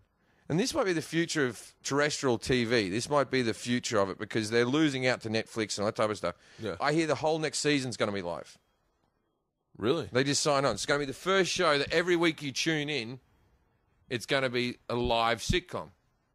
Really? So I think that's a smart way of getting people to tune in. Way. Yeah. Because people are still TiVo and stuff, but people want to watch things live. That's why people watch sports live. We always have to have terrestrial television for sport. Yeah. Or something live for sport. Yeah. The rest of it, you can just do the Netflix model. And I feel like all the channels will die down, but I feel like the sports channels will always be there. Because people like to switch on. I know you can get apps. Yeah. You get an MLB app and you can watch anything, but they're still not quite as good as quality as watching it on the TV when you switch it over. I find anyway.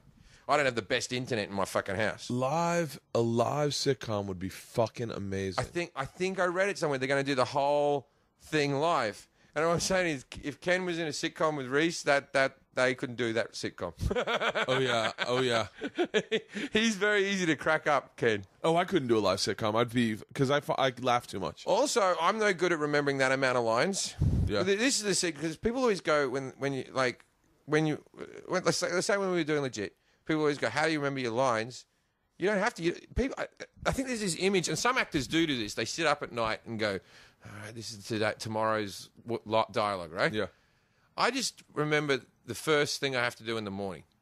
Because the first thing I have to do in the morning, let's say I've got 6. You never need to learn like more than, say, 20 lines at a time. But most of the time you have to do like 4 or 5 if you're in a scene with other people. Yeah. And then they start in a wide shot. And the wide shot, it doesn't matter if you fuck up, because it's a wide shot. They're just going to use that for passing scenes. And then your close-ups are at the end. So by the time you get to your close-ups, if you've done 2 takes on everything else, wide shot, this angle, 2 shot, you're already up to like doing it 10 times. So by the time it gets to you, you know it. So then you're on to the next scene. They're setting up all the cameras and everything, and you've got 20 minutes to go with the other actors, okay, and then you vaguely know it. Then you do your work. By the time it gets to you, you know it. Yeah. Right? See, it's not hard to remember lines in a movie or a TV show. Theatre must be a fucking nightmare, but a live sitcom where you're doing it like a play each week? Yeah. Holy shit. I'd love to do. I've been in development for the past couple of years. I'd love to do a 4-camera sitcom. I just don't. I feel like unless it's live, no one's.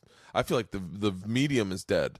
I feel like it's got to be single camera these days. Yeah, I feel like that. I feel like laugh tracks are me personally, but they're easy to. Is Undateable? Undateable? It's a 4-camera. Yeah. Really? For some reason, those shows syndicate better. Yeah. They sell around the world better. They're cheaper to make. That's why whenever you're in a deal whenever you're at the studios, they're always like, have you thought about 4-camera? Yeah. They're always like pushing it on you. And you're I like, always tell them I'm 4-camera shooting over at I want to say Raleigh. It's not Raleigh Studios. CBS Radford. Yeah. That's where I want and I've 2 years in a row I was in a deal where we were at CBS Radford and I was trying to do 4-camera, but it just rings like 1980s. Yeah. It doesn't have anything new or fresh, and in a weird way, it's. Well, the good thing about the single cam is you can take so many options. You know, Yeah. I'm not anti. There's sometimes I would have liked to have done scenes in Legit in front of an audience just to know they worked. You know? And also because you get off, like the whole thing is cameramen can't laugh at you, no one can laugh at you. You do something really funny to silence. Every time in a single, to dead silence. The other actors have to stay in character. Very occasionally you'll finish the set and then everyone will crack up. The scene. But most of the time it's to dead silence and you're like, I hope that was funny. Yeah. And then you watch it afterwards and you know, like there's a moment in Legit, I don't know if you saw season 2 where we had a intervention in the yard and a coke party in the bedroom. It was a classic sitcom. I would have liked to have done that 4-camera. Yeah, I think you're right. I think the interaction with the audience I'd probably draw more energy from, and probably my performance would read better off. Well, for me, the funniest thing in that whole scene is Brad Williams is in that episode, and then there's a scene where he goes, "Who wants to do coke off my back?" And I pick him up and throw him onto the bed. Yeah. But to silence, right? Yeah. When I did it, I felt like, oh my God, I've just thrown a dwarf. And I remember like having nightmares, like I've just thrown a dwarf on a bed. No one laughed at it. Now when I watch it, it's one of the funniest things in the whole episode. Yeah. But when I did it, I thought, if I had an audience for that, of course they would have laughed. But it just looked abusive. Did you write the majority of Legit? Yeah. I wrote pretty much, out of the 26 episodes, I wrote probably 22 storylines. Yeah. And then I wrote about 9 full episodes. But also I had a hand in every single episode. Yeah. And you had a writing team? We had 3 of us. 3 of it? Who are the 3? Well, there's another guy called Peter O'Fallon, another guy called Chris Case, who were both TV guys. But God damn, man. But I was sort of, I fell out with Peter O'Fallon because he believed he wrote everything, but he really, if you watch the first season, it's all my stand-up. Yeah. You know, so I was there, you know, but he did more of the typing. I didn't know that to get a writer's credit on some things, you had to actually be the one physically type it. Because I was just there reading dialogue as I want this line, like the first season. And then he's like, I wrote that one. And I'm like, you didn't do shit. You didn't come up with anything. But it's, you know, the second one, I learned how to actually type it out myself. And I'm glad I had that education of doing it that way as well, because it's, you know, I was lucky enough to have my own TV show for 2 seasons and to have people sort of leave me be. You know, if I think now I could write movies or anything. I'm not scared of it anymore. But I used to think I was a moron who could never do any of these things. Yeah. Yeah. It's a great gift is to learn how to work on someone else's dime, to learn how to create. Yeah, like you could do a sitcom. You could write your own sitcom tomorrow. Yeah. And go, I want to do another one. This is what it's going to look like. This is what it's going to be. And I've got the experience. I've sold one since and it hasn't gone ahead. I had enough. See, I have all these ideas that I like that no one else likes. Yeah. I had this one idea that I really wanted to sell, which I couldn't sell it to a network, and I had this great pilot all written out, and I can see it in my head, and it wasn't goofy, and it was Joey Fatone, the sitcom. It was basically my character was in the biggest boy band in the world, Yeah. like 20 years ago. Yeah. And now he's like 10 years ago. Like, they broke up when he was like 28. Now he's like fat and balding, and another one of the band members has gone on to be Justin Timberlake. Yeah. And the other people have all moved on. One's in property. They've all moved on with their lives, and this guy's trying to get them all back together. Yeah. For a comeback special or something like that. And it was just a sad, and it sounds, and then like executives were like, yeah, but boy bands aren't really, and I'm like, it's not about boy bands, but I don't want to make it about a rock band. I want it to be like this guy's still ashamed of his past as well as, you know, what he did, how he is famous wasn't cool in the first place, was the whole, and I couldn't get anyone to fucking bite on that one. I've had ideas that to this day I still go, God damn it. Like I had an idea that I pitched Comedy Central probably like 8 years ago, and I had a meeting over Comedy Central the other day, and I was with Gary Mann, and I brought it up again, and he was like, yeah, that was a great fucking idea. I don't know why we didn't do something with it. And I was like, then let's do it now. But it's, you know, I had an idea about two DJs, like Opie and Anthony, getting kicked off by the FCC, so they moved just outside just outside Texas to Juarez, Mexico, right? Where they had to, where they did a radio show on Mexican radio, but the airwaves carried over to Texas, right? So they were still big, and it was all on the internet. But they were, it was lawlessness. So it was about a morning radio show in Texas where you could fucking literally, you know, someone could fuck a goat, and people couldn't see it, and it's weird when you can see it in your head. Yeah, you've got it like all. I saw another script recently to FX that they turned down, which is kind of cool because, you know, they canceled my show and then at least they bought another script off me, I guess. But this script was like, I feel like people, because legit was so based on my own life. Yeah. And people sort of like, I feel, and I had several offers on this next script, which was just, okay, a guy's a sitcom actor, right? And he gets a woman on set pregnant that he hardly knows, which is just my life, right? Right? What are we going to call the guy? How about Jim? And everyone's like, we love that. That's a great idea. And I'm trying to sell these more abstract-y ideas. Yeah. I got one that I'm writing at the moment, which I won't tell you about because I haven't really flushed it out. But it's pretty fucking out there. And I think this will be like, I'll tell you when we're off the air, but it's going to be the hardest sell of my life if I get it through. The script, I mean, I know my next TV show, my next scripted TV show. We've talked about it like, I mean, it's been sold twice, right?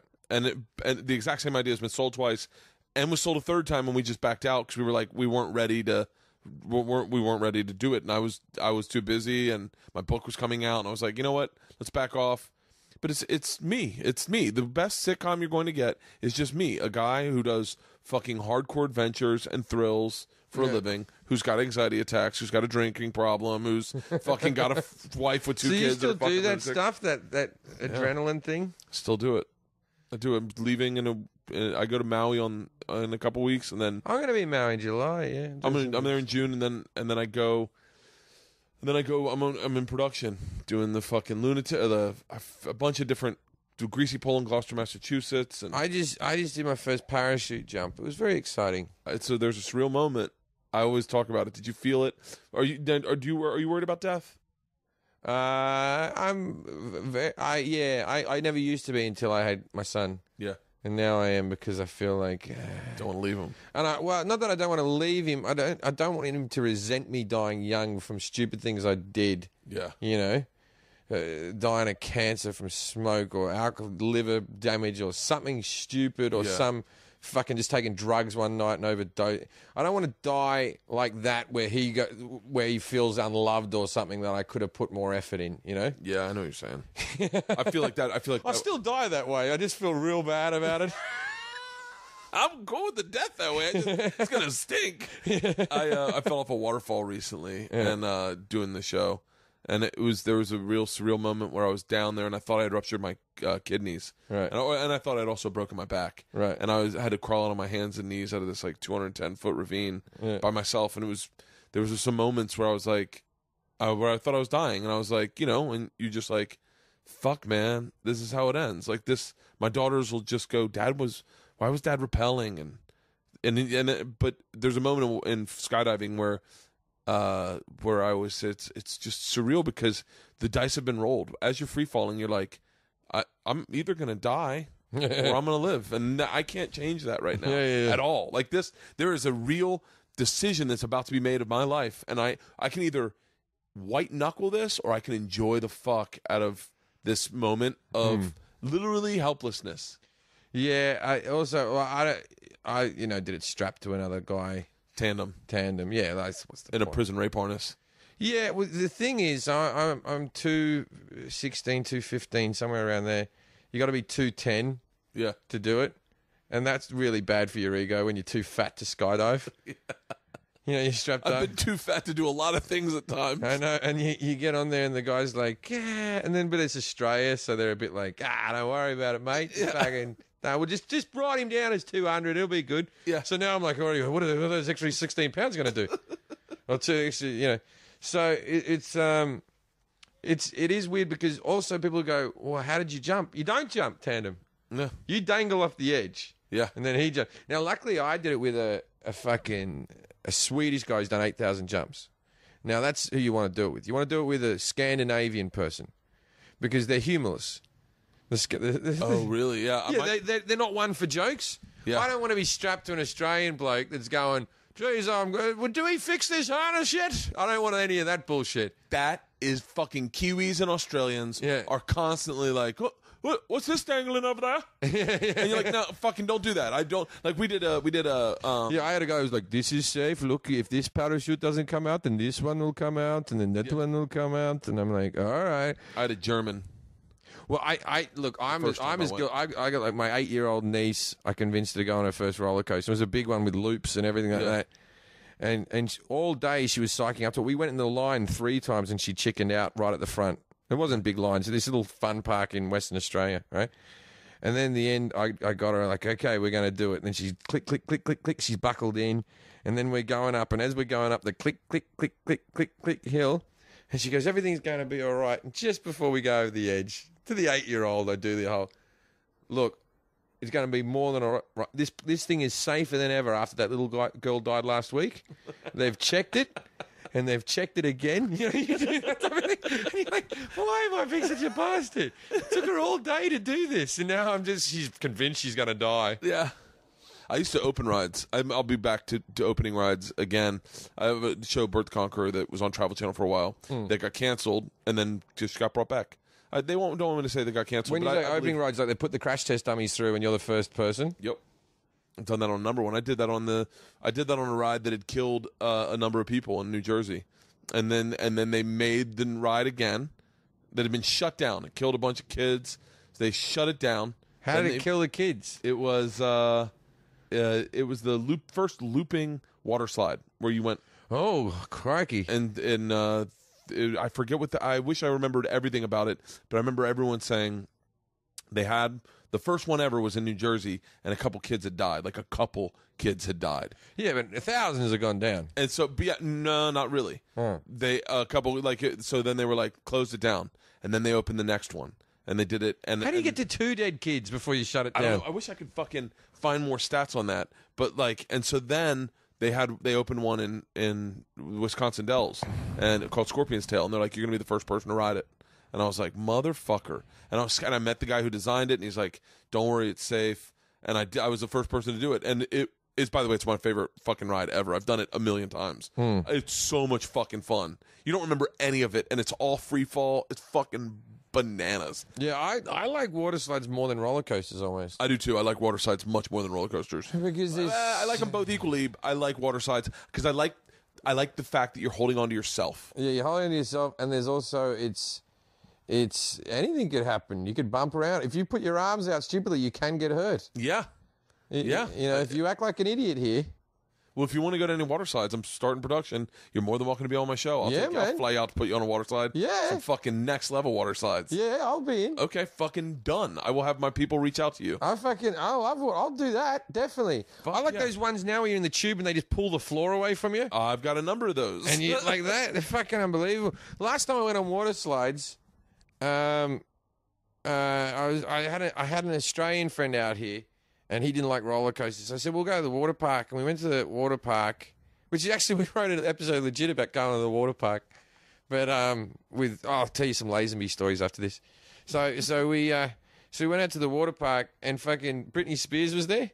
Really? Yeah, and she was there with the two little kids, and it was like whatever the one at Six Flags is called, right? Yeah. Grand Rapids or whatever it is. And so they have that big wave pool. There's just like 4 of the biggest black guys you'd ever seen, like big, massive, huge, like 7 foot tall, really wide looking guys who were in the pool just surrounding her at about 10 meters away so her kids could feel like they were at a theme park with everybody else. Yeah. And it was just weird because you could see these black guys really didn't want to be in the water. They didn't want to be in shorts or anything. They're just floating around going, fuck. This is the worst day of them all. How does Britney Spears still have money? Like, she doing residency in Vegas or album really? still? Yeah, she's got plenty of money. I mean, I can't imagine having a bodyguard. You got to have fucking real money to have a bodyguard. She has real money. Yeah, and she did things like a judge on X Factor. They're like $20 million deals being a judge on one of those shows and stuff like that. Yeah, so we did this episode of Legit. If you watched it, if you've seen the one where my parents came over, I don't think okay. so. So we got to play my mother. We got who I consider to be one of the funniest humans on earth, a woman called Magna Sabansky. I think I did see this because I think I Googled her afterwards. Yeah, she was also like the farmer's wife in Babe. Yeah. And she's been in a few Australian films, but she's a sketch comedy person in Australia. One of the funniest humans, super funny. And then to play my dad, we had James Bond, George Lazenby. Yep. I did see this episode because he was the only Australian James Bond, right? Yeah. Yep. He did one movie. Yeah. Right? And then he was the best looking #1 male model in the world in 1969. Yeah. Right? And he's just a pussy hound. Right? And he's like 80 and he just all pussy all day. That's all he talks about. And there's like young, it's just the power of James Bond. So we had like extras on. We had these Asian girls who were on the show that were playing masseuses, right? And they were all sort of young 20-year-old girls, very good-looking girls, right? Yeah. And he was just leering at them like the whole time and then being a bit grabby with them. Yeah. And they were like, can you get this old bloke off me? And then someone tells one of them, you know that's James Bond? And she sort of went, ooh. Even at that age, it's like, oh, I'm being hit on by James Bond. So anyway, I'm sitting in the makeup chair. On one side of me, I've got John Ratzenberg, Cliff Clavin from Cheers. Yeah. And on one side of me, I've got James Bond, George Lazenby. And we're sitting there, and I have a real fondness for both of them, actually. But I'm very fond of... The reason why John Ratzenberg was in Legit, and he did it for just basic wage, like he didn't ask for extra money like or anything else. The reason he was in that show is because... when I wrote that character, every time we were in the room and we'd do like a little script read before we had, like every day I'd like to try to read a script again. And then all the writers would play different parts and maybe a writer's assistant or someone else's assistant would play another part.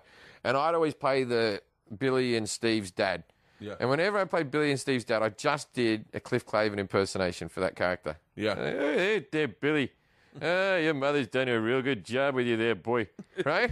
Yeah. So I'd be doing that. And then in the end, I was like, why don't we just get him? Yeah. You know what I mean? You can get him. You can totally get him. And so that's why. And I remember like FX were like, I don't know. He's sort of more iconic of Cheers. I'm like, yeah, it really hurt Woody Harrelson. And, you know, like, yeah. Like, yeah. Like, so in the end, we got him. So I'm sitting there. And John, I don't think John will be upset with me saying this. Me and John politically aren't on the same playing field. He's a gun-toting, super Republican sort of guy. Yeah. But I have a lot of love for that bloke. And so me and John are sitting there on one side John, one side James Bond, and they're trying to get along. And George is just looking at himself in the mirror. Like, you don't know what it was like to be the best looking man on earth in 1969 right? Yeah. Living in London, having an Australian accent in London when no one travelled. It's not exciting to have an accent now. When no one travelled, you can only get there by boat, right? Right? Yeah. He was fucking everything. And he still sees himself that way in the mirror, so he's still like, wrinkling his forehead, looking all, right? We're in makeup at 6 a.m, and John goes, hey, George, where they filmed that Majesty's Secret Service movie, the James Bond film? And he goes, oh, all over Europe. We filmed it all over Europe.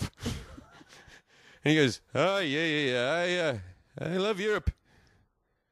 He goes, my favorite place in Europe is probably France. Do you like France there, George? And he goes, oh, yeah, I love France. Oh, what's your favorite part of France? And George goes, well, there's a place in Italy where you can fuck the prostitutes by the side of the road. Doesn't say it as a joke. Yeah. That's his favourite bit of France. Place in Italy where you can fuck the prostitutes by the side of the road. The three people doing our hair and our makeup just stopped. And I'm sitting in the mirror, just looking in the mirror like, someone say something quickly. Like this. And George doesn't even think he said a joke. And I go, all right, everyone just stop. Is it on the asphalt? Is it in a field? Yeah. Are there sheds? Because if there's sheds, everyone's fucking on the side of the road. Everything's on the side of the road. Houses are on the side of roads. Yeah. No, it's in the open. All right, I don't even know what that means, George. Oh. He's funny, old George. God damn. I said to him when the first time I met him, I told this story on Conan, actually, and I thought if I might get back to him or something. I said to the first time I met him, we're laying at the water park next to each other, and I'm like, hesitant, he's an old man, he seems very distinguished. I haven't chatted to him at all. I maybe said like 4 words. I'd done a scene with him already. Yeah. And then I'm laying with him on this beach towel waiting down the next scene. I said, hey, George, I don't want to be rude, but do you ever fuck a Bond girl? Right? Yeah. You got to ask. Right? And he goes, be easier to tell you which ones I haven't fucked. And he goes, they all come to the conventions. He hasn't fucked these women in their prime. He's the only James Bond who shows up at the conventions. It's him and like an 83-year-old Ursula Andrews. They're in a Motel 6 with headshots all over the room. Oh. He's picking up the fruit that fell off the tree. He's old as well, so you know what I mean? But I just picture like him just in his tux after doing one of those shows. He's back at a Motel 6. All right, on Money Penny. Come out. Dun, dun, dun, dun, dun, dun. Oh. And the way he talked about it, me and Dan Bacadol, who played Steve, who also, if you haven't seen the show, Dan Bacadol is the congressman, the bald congressman with sort of the light brown hair in Veep. That is sort of the nemesis to Julia Louis-Dreyfus' I know character. you're talking about. Right, and he's also he's in The Heat as the albino cop who gets shot in The Heat. Okay. Trying to think. There's in the heat. In the albino I know cop. I know who you're talking about. So anyway, so me and Bacadol used to play a game on set called James Bond Movies as Named by George Lazenby. So, Dr. No, but she means yes. Octopussy, nailed it. Yeah, that's the one we used to do. We used to go, Octopussy, I didn't change that one, it's already good. On Her Majesty's tits. Oh. Yeah, and then they're not all about sex, some of them are political, like Die Another Gay. Some political. Oh. Did you tour much when you were doing legit? Well, not in the 3 months we were filming. Yeah. When we were writing, I would tour a bit more. I would do like every second weekend. I would go out. But you know, this is the thing about people. For years, I thought I had insomnia. I was an insomniac because I couldn't sleep. Just couldn't sleep every night. And then when I was writing a show, doing gigs on the weekend, and then we were filming for 12 to 16 hours on certain days. Mm-hmm. It turns out I'm not an insomniac. I just don't do anything. I'm just lazy. Yeah. Right? If you lay on the couch all day and at the end of the night you're like, I can't sleep. If you go work a 12-hour day, you'll go to sleep. Yeah. There was no cavemen after chasing a saber-toothed tiger, got back to their cave and went, I just can't sleep, Org. And then their wife was like, sleep. Like, I can't. Yeah. I'm wired. I sleep really good when I'm shooting for Travel Channel. Yeah. Because I'm fucking up at 6. I'm working all day, big dinner, and then like couple beers, not couple, like probably 4 beers, and I'm fucking out. Out. And then fucking all over again. And then when I come back here, like I've been insomniac lately, like just staying up. I'll get out in the I was sober for like I drank the last couple days, but like not drinking just to get healthy, try to lose some weight. And I was just not doing anything, doing podcasts in the day, and I was like fucking wired out in the man cave. I was like, God damn it, man. How do I turn this off?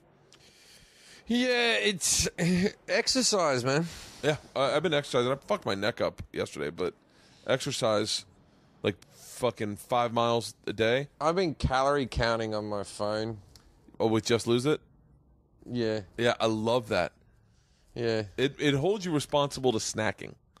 It does. That's where you go, oh, I just can't just swing by the mac and cheese that my wife made for my kids and just take a spoonful. Yeah. Or you got to put it in the phone. 80 more. At one mouthful, 80 more calories. Yeah. Yeah, it is. It is just like that. But it's amazing. I'm keeping myself to under 2,100 calories a day. Yeah. And, that's my lose a pound a week amount of calories I'm allowed to do, right? Yeah. And to stay the same 2003, to go up in weight 2005, I gain a pound a week, And it is actually amazing. It's quite a lot of food, 2,000 calories. Yeah. It's not like, what I mean? It's like I've cut fries out of my life for the last 4 years because it's like, what's the fucking point of them? They're just not satisfying. I'd rather have 2 hamburgers. Yeah. Because the fries are as much as a hamburger, you know what I mean? But like, okay, so the other day I had a hamburger at Carl's Jr., which is like the worst, like, but good. You just made my mouth water. Yeah, I love Carl's burger. Jr. Yeah. $6 burger is my favorite burger on the planet. $890. 890 calories. For the $6 burger? Well, the burger I had. Yeah. Right, I had the big Carl or something. Oh, no, it was like 900 calories. So I can't remember. It was 900 calories. Yeah. But that still meant I could have 2 of them a day, but that's all I'm allowed to eat, and I'll still lose weight. I'll still be way under. I could have 2 of them and a Coke a day. And you know what? I think I'd be happier. Yeah. I have a kale salad inside the house ready for lunch because we're going over to our friends are doing a crawfish boil. And so we're going to go with crawfish, which is lean protein. Yeah. Just the tail. I'm sure it's high as fucking cholesterol. They're animal. Really, prawns are like my favourite food, but not in this country. I don't like prawns here, but Australian prawns are like my thing, and just high cholesterol, man. Yeah. My cholesterol's a little high, but I had a physical. Everything else is good. I have a physical once a year. I'm always clean. But I went through and I had all the heart work done. Like got the CT scan, did the stress test, and I was solid. Yeah, my cholesterol was slightly high, but nothing to take medication for or anything like that. But yeah, it's a toughie. The old I had a large liver many years ago, and I gave up drinking for about a year. And the bit I find funny about it is my drinking's pretty much well under control now.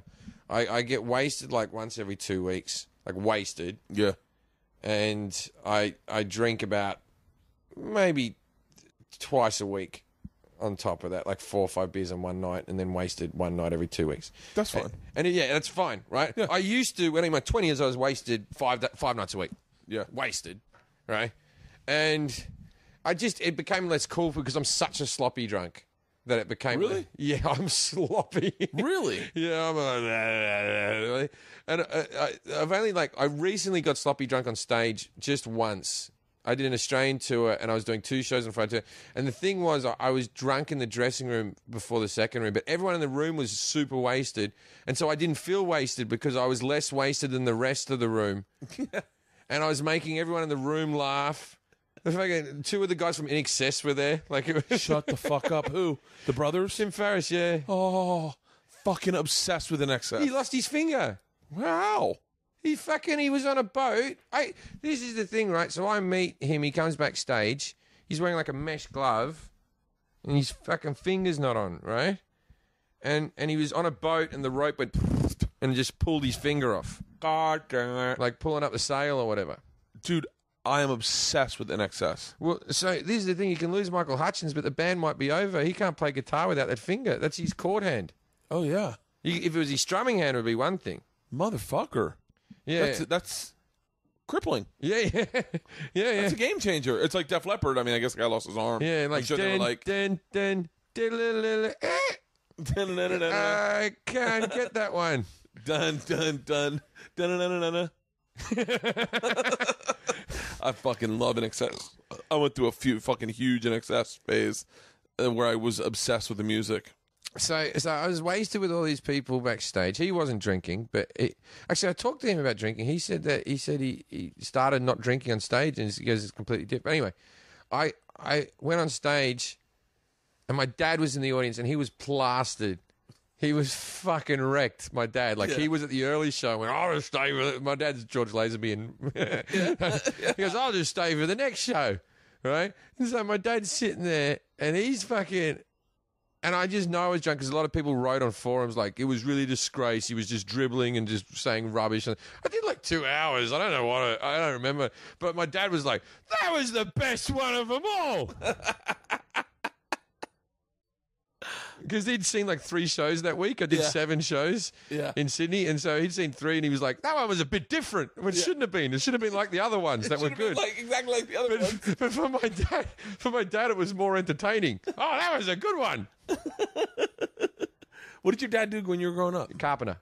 Oh, yeah? Yeah, he was a carpenter right up until... Australia had a recession, I'm going to say, in the mid-90s. Yeah. Australia had a recession, and then he lost. He was a cabinet maker, so he did things that when recessions or depressions come in, no one wants cabinets being made. Yeah. You know, he did fine craftsman stuff. So sort of from 95, I would say, onwards until he retired in probably 2005, he worked as a maintenance man at a local school. We had an all-girls school down the road, a private school. Yeah. And I remember distinctly. Oh, and it might have been about 93 because I just had to pick my nose all of a sudden. Sorry, that was bothering me. I remember it was about 93 because I finished school in 94. And high school or college? High school. Okay. 18 in 94, 17 in 94. 94. I was 20. Well, I guess that would be the same exact age difference that we have today.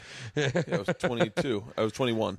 So I was at a party with some girls, and one of the girls was from my school, and from the school my dad worked at, and I was making out with her in the corner of this party. I said, "Oh, yeah, my dad works at your school."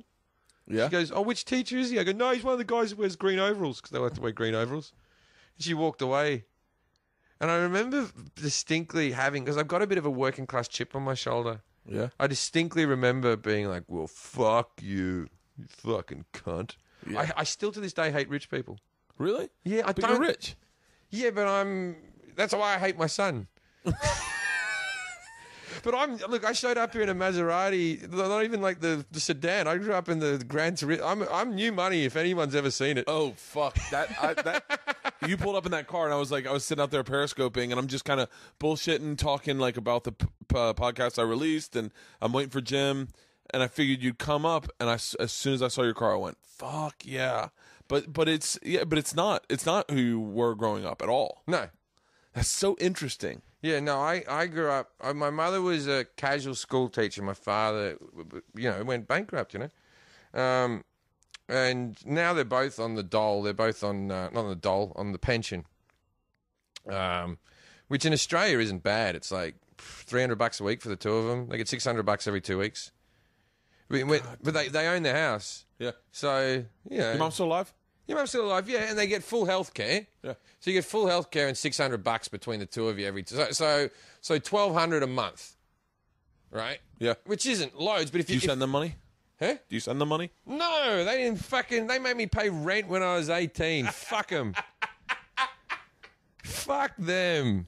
I bought my mum a Life Alert necklace last week. You bought your mum a Life Alert necklace? Yeah, I've fallen and I can't get down. Up necklace. Leanne! I hear something going on in my fucking backyard. You hear that? I'll tell you a story. I'm not doing this to. Okay, I don't want people to know the full story because I don't want anyone to know who this kid is. But there was a kid who I met who was had a severe disease, and I met him in the South, and then I saw that this kid had a Fund Me account because they were trying to buy him a wheelchair without health cover. And these wheelchairs cost like $5,000. And so I just bought him the wheelchair. Now, the reason I don't want to publicise it too much is because you start doing that, then people start sending you, my cousin's sick type of things, right? So anyway, so I bought this just a kid from the audience of my show. I bought him a wheelchair, $5,000, right? Yeah. And fucking, or to do whatever he wanted with the money, but that's what the money was meant to go for, you know? Yeah. Anyway, so my girlfriend's at the home. I'm out doing a gig. She's at home with my mum, and my mum says, Kate says, he's not a bad guy. You know, he bought a wheelchair for a stranger like that, right? And then my mother, like about fucking a week later, has an argument with me. I didn't know she did. She goes, you buy fucking wheelchairs for strangers, and I don't even have a $200 walker. And I'm there going, you never told me you wanted a fuck. I would have bought you a fucking walker. And I go and buy the fucking, well, you just bought an iPad 2 months ago. That's like 900 Australian dollars for the top of the line iPad. Yeah. They bought a $900 iPad. And then she goes, I didn't need a walker. Now she's George Lazenby. I didn't need a walker 2 months ago. And I went, I visited you last year. You were fucking homebound. You weren't fucking dancing the Charleston when I came in. How am I meant to tell when your walker day comes around? I can't just... I live in a different country. Just tell me. No, and there's things like... It's going to sound really bad. It's going to sound really evil. The day my mother dies, I'll probably buy my dad a car. Why? Because I'd like him to have a Mercedes or something like that. I'd like him to have a nice, cool car to go down to the bowling and pick up women with and all that type of stuff, right? Now, the reason... I know you're looking at me but my mother was so mean-spirited with the family car. Yeah. That it's fucking payback. What do you mean she was so mean-spirited? I've never once driven the family car. I was never once allowed to drive the family car. Really? I wasn't allowed to go. And it's a fucking shitbox, by the way. Like in today's money, it was like a $3,000 car. Yeah. It was a Toyota Camry. Yeah. Right? An old one, right? And it didn't matter if I got good mark. I'm like Tom Cruise's character in Rain Man. Yeah, because he broke up with his father because I deserved the car. I got good marks in school. He should have let me have it. Yeah. And then he went out for a drive, and then the police called it, and he let him lock up in a thing. And for that moment, him and his dad never talked. And then he inherited the car. Yeah. That's all he got. And then his retarded brother and the autistic brother and the thing, he gets all the money, right? I'm fucking Charlie Babbitt. Yeah. Right? Yeah. I'm why? Why? Like I say, so I get my license. This is the one time I drove the car. Yeah. You're allowed to drive the car around the block, right? With her sitting in it. What joy is in this? Just her going, slow down on the stop sign. Right? Yeah. It was like, I didn't even make it all around the block. I did a U-turn like, oh, fuck this, we're going home. Right? Yeah. So I have never once driven a car, unless a friend has lent me one, that I have not paid for, right? Yeah. Or rented or whatever, right? And and that was the policy I grew up with. That was I'm not responsible enough with cars. Yeah. I'll only smash it. Now, since then, she drove one into the wall of a shopping centre. So when they say they need a new car, you're not responsible enough for a car. If you need a car, save up for a car. Right? That's what I was told all the time. Yeah. There's nothing worse than being homebound at 17. And I'm sure there's lots of people the kids that can't drive their parents' car, right? Yeah. But because of that policy... Yeah, no car. No fucking car. Shut the fuck up. No fucking car. You know what I do? I'll drive my Maserati over to your fucking house and then you can't sit in it. Can't drive it, not allowed. I'd let you drive my car tomorrow. You can borrow it tomorrow. I let my friends drive my cars. Yeah. I don't give a fuck. Yeah. Right? No car for you. Right? My mother used to get rent off me okay, the day I left school, the day school was over, Yeah. right? There wasn't like you've done good, you've graduated from school. I had to pay $80 a week rent at home. $80 a week? $80 a week. In 1994. $80 a week. $80 a week. And she would come in with her gnarled up claw, right? Yeah. And put her hand out like, rent. Right? Yeah. Fuck her. I didn't even get her the top of the line Life Alert necklace. No. And you know what? I got a brother who's richer than me. Really? The two of us go over there and eat lobster in front of him. What'd your brother do? He's developed shopping centres. Shut up. Yeah, he's like a property developer for shopping centres. He's worth lots more than me. God damn it. It's a self-made man. And the two of us, he has boats and all sorts of things, right? Yeah. And the two of us just do rich things in front of her. Oh, that's fucking hilarious. And I have my oldest brother who's a cop who they put all their money on. Me and my other brother were the knuckleheads. Yeah. Never going to amount to anything. We're told it all the time. You two will never amount to anything. And maybe we both fell ass backwards into our careers. Maybe. Right? Yeah. There is an argument. We're very lucky guys, right? Yeah. But my other brother, he's a working guy. I have nothing against him. He's a working guy. He works as a cop. Yeah. He doesn't have money to give him. He has enough money to take care of his two kids and his wife, and he's a hard-working guy. Yeah. Right? But, and I'd give him anything. Yeah. Right? But He's your oldest. he's my oldest, right? Your middle? I'm the youngest. But me and the middle one, we will just throw money away in front of her. Yeah. Just, if I can waste money, fritter it away in front of that woman, that's one of my little joys in life. Oh. It's really sadistic. God, that's fucking hilarious. It's really I sadistic. didn't even get to the top of the line in Life Alert. Like, I'll get her things that keep her alive. Yeah. Well, and my dad, I feel bad for her because she did all the discipline. Without my father did anything. But I will probably get my dad a car when my mum's dead, yeah. At the funeral, there'll probably be a big Mercedes with a bow around it. Written newly single on the window. with the cans and the shoes. Just like he's leaving a wedding. He's leaving a wedding. Oh. Yeah, it's I'll tell you a classic story. I said to my dad, this is my mum all over. I said to my dad, I said, if Legit gets to season 4, right, because that's when you start making the real money, because season 3 is just the first two, and then season 3 is like I'm still here. If you get to season 4, you're a success, and you can renegotiate for loads, right? Yeah. But I was getting not a lot of money for Legit, thinking I produced it, wrote it, whatever. I haven't made most of my money off Legit. I made it off stand-up, right? You know, and I'm not even that rich. We're acting like I'm a multi-millionaire. I'm not worth that, you know what I mean? But anyway, so I said to my dad... Are you on Celebrity Net Worth? Celebrity Net Worth have grossly underestimated what I'm worth. They say I'm worth $500,000, but my house, I own my house, and that's worth more than twice that amount. So I got to be worth more than that, right? They I don't even know if I'm on... I know I'm on Celebrity Net Worth, but I don't know if... They should really update it because I just signed. No, I'm kidding. No, but if I was worth $500,000, I couldn't own that. My car's worth $120,000. You know? Yeah. I'm going to be the biggest idiot in the world. No, yeah. So anyway, I said to my parents, I said, Dad, this is fucking. There's no way you're worth. There's no way I'm worth more than you. I can promise you that for a fucking. Yeah, but it's. I'm sorry to tell you that Celebrity Net Worth may not be accurate. It may not be the most accurate, probably. It might just be a bloke giving his opinion. Yeah, it's not. It says that you're worth 500,000. What does it say what I'm worth? Including assets, like maybe cash strong or something. But like I've got no debt or nothing. But I don't have any debt. Yeah. I know I don't own my house outright. I still owe money on it. You know, I paid that off last year. Really? Yeah.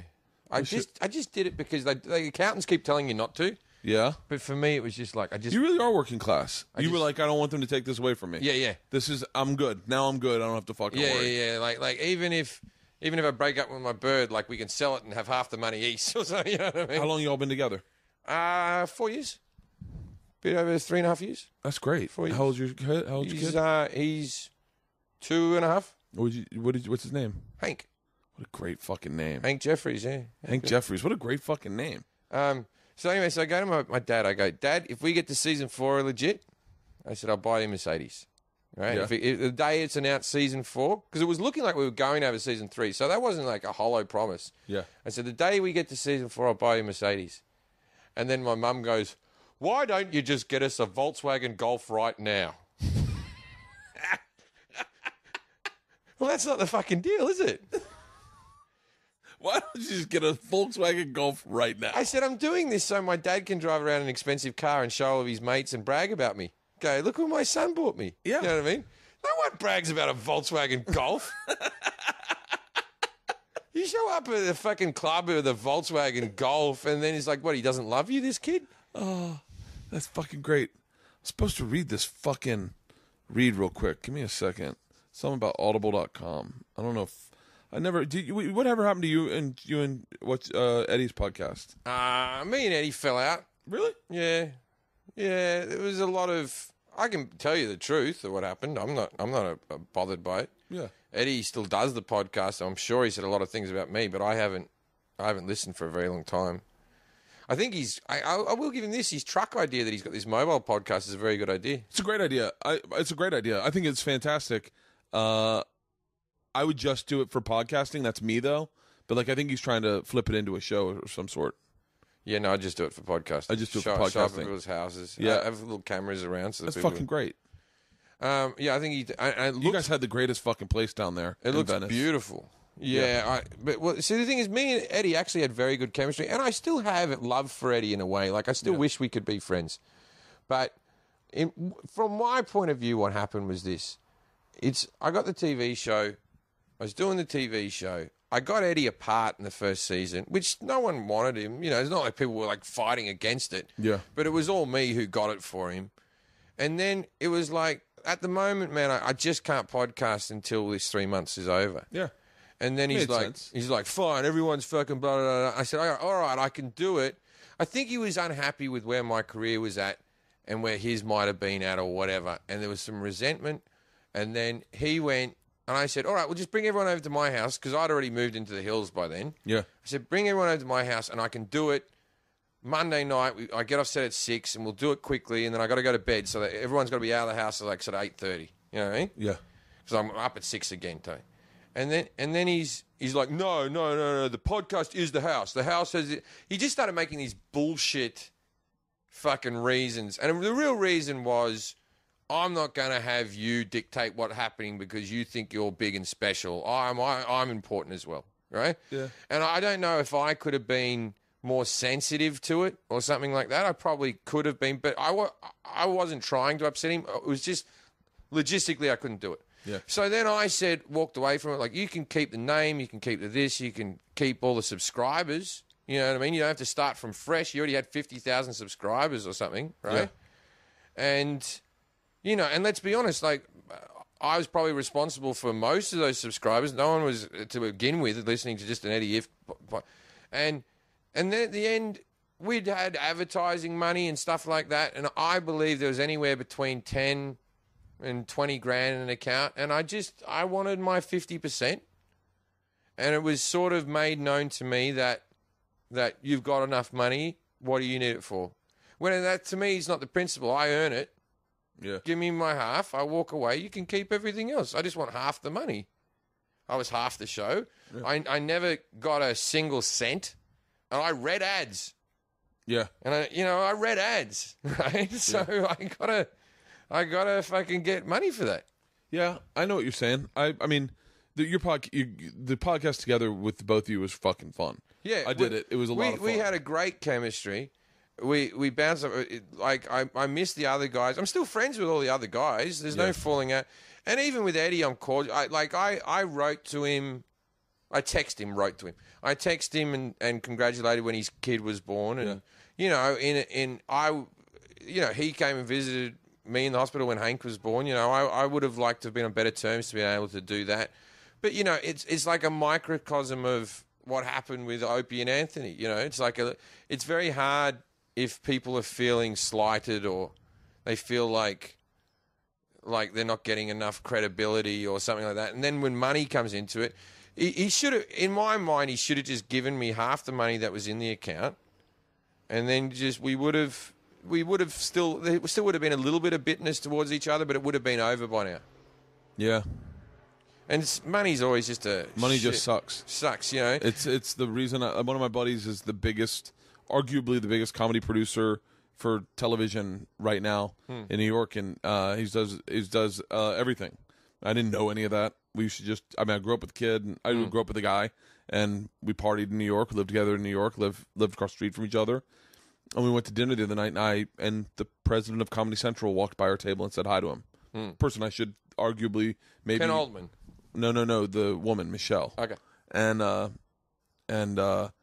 was like, what the fuck's going on? And he's like, I want to do a project with you. He's like, let's do something. I got so fucking, I was like, man, if it was anyone else, I'd do it. I'm just afraid that, like, I don't want to lose the friend. Yeah. You know, like he's a guy that means the world to me. One of the few people I don't have to be anyone around. I can just be me from when I was like 12 years old. And I was fucking, but he's arguably, you know, could change my career.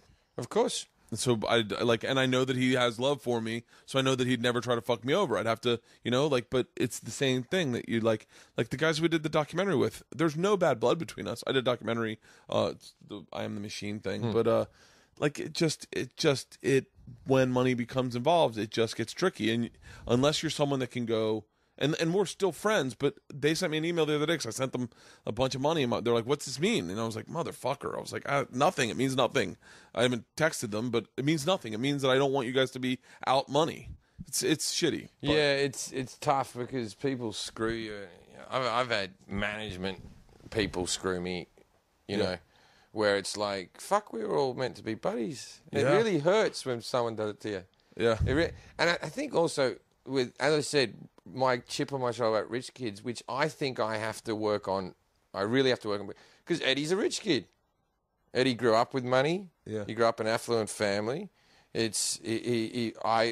don't, you know, to speculate, but I believe he still has help from family, like, you know, as rich people do throughout their lives. Their parents are like, oh, let me buy you a house so that you can make, you know what I mean? Yeah, I mean, I don't know that about Eddie, but yeah, I mean, I know. No, but I know rich people who do. You know what I mean? Like, and so you look at people who have houses, you go, how the fuck did they get that? Yeah. That guy does that, and they're like, well, his dad's got money, and you're like, oh, motherfucker. Yeah. That's how they got that. And so for me, who's earned every cent that I've earned, and I support two people, you know, who I fucking only met 3 years ago to take care of them, right? I only met 3 years ago. just take care of, and those two idiots, my girlfriend and my kid, who, right? They got me at fucking the top floor. They weren't at the ground floor. But they came in just when the door opened, right? Ding. Yeah. They weren't on any bit of the ride at all. Yeah. And they're just like, this is what you do. You go out and earn lots of money. And so, oh, that's so fucking true. It's like just meeting Barack Obama when he's president. Yeah. You never knew Barry. And so you're like, you don't get it. I used to be in. And then, like, she looks at, like, someone's like Forrest and Jason are doing support. She goes, oh, it's really hard on them. They have to. I go, that was me 4 years ago. Yeah. No different. Yeah. And she doesn't. How can they say it? It's not their fault, you know. Yeah. So anyway, so my chip is a little bit like with guys like Eddie. It's like, so his thing was, I didn't need the money because I was making enough money, right? Which I see as a rich kid's policy of not respecting anyone's money, right? Yeah. And so I was like, it doesn't matter, I've earned it. And his one is like, you've got some. I'm not gigging very much at the moment, but it's, you know, I always see rich kids, and I'm like, what do you give a fuck for? What do you honestly give a fuck for about any of this? Because you're going to be rich when they're both dead. When your parents are dead, you're just automatically rich. It must just be the easiest life. Even if, like, when you meet rich kids, they're like, oh, I'm out of work, I'm really poor. Yeah, for the next 20 years. How are their health? How are the parents' health? That's a way to look at it. You know what I mean? Like, it's all going to end up all right. Because the real thing about money is, I was broke through my 20s, happiest time of my years. I was flat broke throughout my 20s. But you don't need money. You just need to not run up a lot of debt or get yourself into fucking trouble. Yeah. There's fun to be had out there, right? Yep. I'll tell you when you need money, in retirement. That's when it gets scary as fuck. My wife just said, just like we're talking about buying a new house, and my wife, we don't want to leave this house, so we're thinking about tearing this house down so that we can keep this fucking man cave, tearing it down and just building a new house. Yeah, sure. It's so much easier. $300,000, you build a fucking $2.5 million house. Yeah. And my wife's now talking. She's like, let's start thinking about retirement. I want to have $2 million within the next 5 years in retirement. And I'm like, I don't know how the fuck. Well, see, but this is the whole thing. $2 million. There's two of you. Yeah. Right. Let's say you retire at 50. Let's say you live to 80. I can't retire at 50. I'm going to be working until I'm fucking. No, but let's just say. Let's just say you retire at 50, and let's say you have 30 years of retirement. Doesn't matter. Let's say you retire at 70. You die at 100. Yeah. You need that money to last you 30 years. Yeah. Right. That's conservative with fucking modern medicine. 2 million divided by 30 is what? Like less than 100,000 a year. I can't live off that. Yeah, between the two of you, less than $100,000 a year. Okay. Right? You're on like 90, 80,000 a year, maybe. Oh my God, I can't fucking live off that. Because 2 million times by 20 years is $100,000 a year. Right? Oh my God. Right? So you think 2 million, ching, ching, ching. Yeah. No, it's bullshit. I've looked at my one. I'm like, Kate, I got to keep earning this level for this much longer for the divorce and our retirement. For the divorce, our retirement. You know what I mean? Yeah. And I look at it this way. If me and Kate ever break up, like take half, because I look at it this way, because it all trickles down to Hank eventually. Yeah. But it's to take care of two, but you need to really like to live your lifestyle as it is now, traveling, not worrying, restaurants whenever you want. You need 4. Oh, I need 5. Especially if I'm still drinking. I can't do that. Fucking. Oh, I'd have to be a different guy. I'd have to just be like a minimalist. Yeah, well, the thing, it gets easier as you own property and stuff like that. You run your bills down. But there's things like my house has $18,000 worth of property tax each year, which is more than I've ever spent in rent before I lived in this house. Yeah. I never spent more than that in rent. So until I die, I have that expense. And by the time I'm in retirement, that's going to be $25,000 a year. Yeah. So what you need is that $2 million. You need earning a conservative thing. It's going to earn an interest about 40. So $2 million with interest over the time you have it will give you $100,000 between you a year. I know. My wife set it up so that we could live off. My wife just took all. She has all the money. I don't know where any money is. Right. And she set it up so that I could. She looked at it this way. If, say, he fucking starts sucking dick in comedy, he'll at least be able to do the road and make X amount of dollars. And so she made it so that our mortgage is nothing. Our mortgage is $2,000 a month. It's nothing. Yeah. She just put all the money in the down payment and then just started paying off. And so now, like, that's where my head's at, is like, I can just stay here for that. I need one big thing so that I can fucking make sure that I'm. Well, I don't have $2 million in retirement. Fucking hell, man. But it's same thing. Do you run your money, or do you have someone running your money? No, I know. I have an accountant who does. I got another person, a financial guy. Yeah. How did this conversation? I don't know. This is a weird conversation. I have like a financial guy. Yeah. But the thing is, I say new money. I'm a moron. I'm like, it's like I'm trying to buy an investment property in Australia, just like a flat to rent out, because the Australian dollar's shit at the moment, and it's not going to go down further. Yeah. My theory is that I buy it now, and the dollar will go up in the next 10 years, along with the so. I did that with Canadian money. Anytime I went to Canada and I'd sold merch, I'd just sit on my Canadian money, hoping that something would skyrocket, and it never fucking did. Yeah. It all stayed the same. Well, the Australian dollar's at the lowest point it's been, and I just did this Australian test, so I just left it all over there. Yeah. And so, with my idiot girlfriend's like this. I'm like, I'm going to buy a flat in Sydney. And then she's like, oh, good, we can stay there. No! We'll never even see it. I will never even walk in the thing. I'm going to buy something off a floor plan, let my brother have a look at it. He's in property, if he says it's a good one. Oh, yeah, you got your brother knows what the fuck he's doing with that shit. So, you know what I mean? And then Kate's like, oh, well, we want one. You'll never see it. Yeah. It'll just be in the ether. What if your brother opened a comedy club in found a good property, and you got a bunch of comics, and we all invested in a comedy club over there? Yeah. Well, the problem is there's not enough comedians. Oh yeah, I guess that. I don't want to fight coach over there. That's the problem. If you've got international blokes coming out, you're all good. Yeah. I've got these bloody shoes covered in crystals. I saw them. I'm new money. They don't sit right. So I got given them as a gift for doing a show. They're like Converse, but they're covered in Swarovski crystals. They're beautiful. They're like $1,000 shoe. I got given them as a gift when I did this TV thing. Yeah. And I wear them very unoften. But You don't I wear a watch. I do wear a watch, but I haven't got a watch on at the moment. I do wear a watch. Yeah. Are you like a Russell Peters watch guy?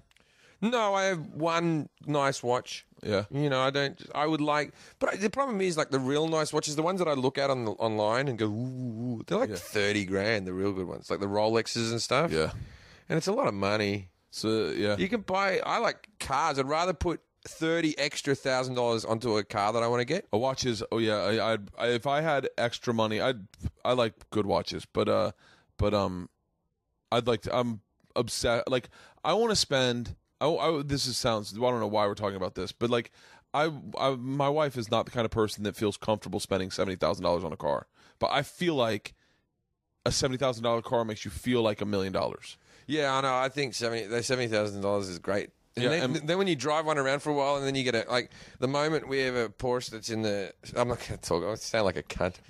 No, it's okay. It's okay. But we have a rental car because one of our cars is in the shop. Yeah, and it's like a Hyundai. Yeah, I hate it. and I used to drive $400. I had the shittiest. I'll tell you a good place to buy cars, England. Oh, really? The UK, the best. Cars are so cheap. BMWs and Mercedes. Really? Like a 6-year-old BMW, like £2,500, please. Shut up. I used to have like this BMW that I bought for £3,500, like 5,000 American, and it had like 20,000 miles on it. Shut the and fuck up. It was like the hatchback, not the little hatchback, like but the 2-door.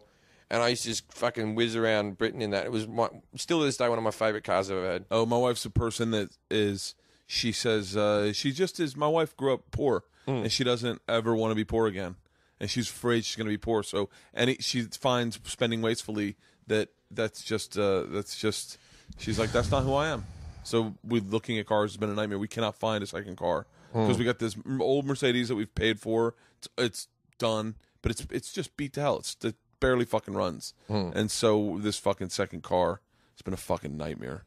The only reason I'm supposed to have done an ad. I'm probably inserted it in here. I don't know how. I've never done ads for the show, but I got. Do you want me to do it? I'll read an ad for you. I don't know the fucking ad. I think it.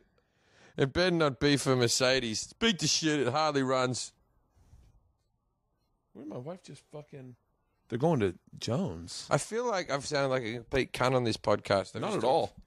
Money and stuff. No, money's. Look, here's the deal. I don't mind talking about money. I even to the point where I tell comics, like when other comics want to know, like, what are you getting paid at that gig? I'll tell comics right away. I always tell comics, I let them know where I'm at so that they can help get their money up. Yeah. And I tell you what increased my money, and this is the truth. I was still playing clubs when this film came out. It was just before I went into theaters in this country, and my money increased after I saw the movie Moneyball. After you saw the movie Moneyball? Like the next day, my money went up. Why? Because, right, I kept on getting told, like, okay, so you're playing the club, you sell about the same amount of tickets as, say, Kevin Nealon, so you're getting what Kevin Nealon gets, right? You sell the same amount of tickets as, I don't know, whatever act. You get the same money as they get. Every time I went to a club, every waitress, every bartender, every manager was like, we've never sold so much alcohol. All right, let's talk. Right? Yeah. I'm Moneyball. Yeah. I'm the guy who gets all the walks. Yeah. Right? You can't measure me next to Kevin Nealon. Right? Yeah. Because his audience, there's nothing to do with how good a comic you are.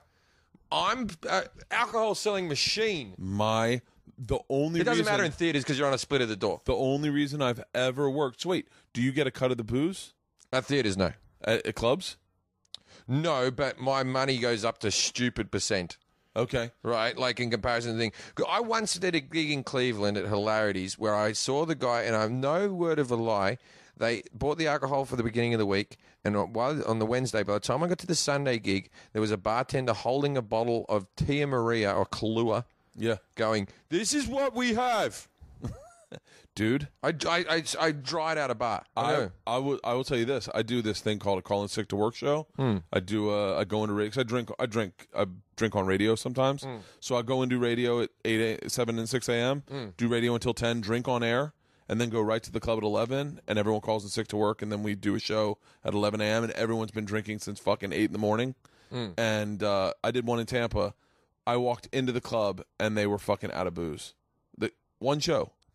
We're talking a pre-party. The show hadn't started. They're out of fucking beer. Yeah. And so like the only reason I've ever worked is because of booze. Yeah. My booze sales are through the fucking roof. Someone told me I should get a percentage of the booze sales. Well, you and me are the same animal. I call this special alcoholic. I sell fucking booze. Do you know what I'm gonna call my next special? What? Liver. Liver, yeah, that's a good. But it's gonna look like liver. Yeah, liver. That's pretty good. Yeah, that's a good one. Bert Kreischer, liver. Yeah, it's tricky, the old name in the specials. Yeah, anyways. I've never been good at it. So let me read this ad. This is supposed to, I don't know. I've never done ads before. Sure. But I think I'm supposed to mention that audible.com. Yeah. Get a free Audible book. Get a free audiobook and 30-day trial today by signing up at audiblepodcast.com. Use the code word Bert to do it. My book's on audible.com. Have you written a book? Bert, three birds? That's my website, but that's the code word Bert. What are you, Robert? Albert Charles Kreischer III. Of course, yeah. Yeah, get out audible.com and you can get my book Life of the Party on Audible. It's me. I'm dyslexic, so I You're a barely third. can read Did you it. call your kid Albert as well? No, I didn't get a boy. I got fucking girls. See, this is the weird thing because Jefferies is my real last name is Nugent. What? Like Ted Nugent. My real last name is... fucking serious? Yeah, my real last name Your name's Jim Nugent? No, my real name's Jeffrey Nugent. That's my real name is Jeffrey Nugent. Are you serious? Who's Jim Jefferies? Well, me now. Yeah. but what happened was I showed up to... I had a promising musical theatre / opera career in the wings, like I was at university. And I thought... It's like I saw a documentary on Stan Lee was the same thing. And I thought that stand-up comedy would be like... my other job that I would, one would go in one way. So I thought I needed a different name for stand-up comedy because I wanted to tell dirty jokes. Yeah. And I also wanted to be like a musical theatre guy, and I thought this would block me. And I showed up to a club. I went under Jeffrey Nugent a couple of times, and I showed up, and the first time on the chalkboard they spelled it Newgent, and then Neug, and it's Nugent, right? Yeah. And so I thought, all right, so I changed. So then I decided on, my middle name's James, so it's Jeffrey James Nugent. And then I went, I'll change my name to Jeffrey James. And then on the car ride over there, I went, James Jefferies. And then I think the guy introduced me as Jim Jefferies. And I went, oh, that's it there. Shut up. Yeah. And then, that's been my name for, almost 15 years now. Like 13 years, however long I've been doing comedy. Is your son... My son's my stage name. No one calls Nugent. How fucking crazy is that? And my girlfriend has her own name, which is Kate Lieben. Yeah. See, he's Hank Jefferies, and I'm still legally Jeffrey Nugent. So we show up at airports. We've all got different names. Not even close to each other. It's really weird. But then this is the weird thing. So my uncle had 5 daughters. So the Nugent name's not going through him. Yeah. And then my brothers had a son and a daughter, and my other brothers had 2 daughters, right? Mm-hmm. So there's only one nephew now. If he doesn't marry and have a kid or whatever, then the name dies with him. There's no one else in the family because Hank started a new Hank's line. is the Jeffries. And I can tell my dad's really stressed out about it. Like he looks at Max, my nephew, like, all right, you're in charge. Right? And I'm like, he could be gay. You don't know. You don't know what's going on with him. And then I said, you never know. One of the girls might just get knocked up as a teenager and not who the dad is. And then that kid could take her name, So there's many ways.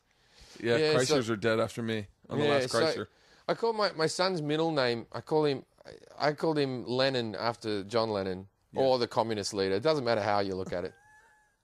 But Hank Lennon Jeffries, it has a nice ring to it. But you got young girls, right? Yeah. 2? Two. Did you have boy names? What are the names of your girls? Georgia and Ida. And did you have boy names worked out? Albert Charles Kreischer IV, a.k.a. Quate.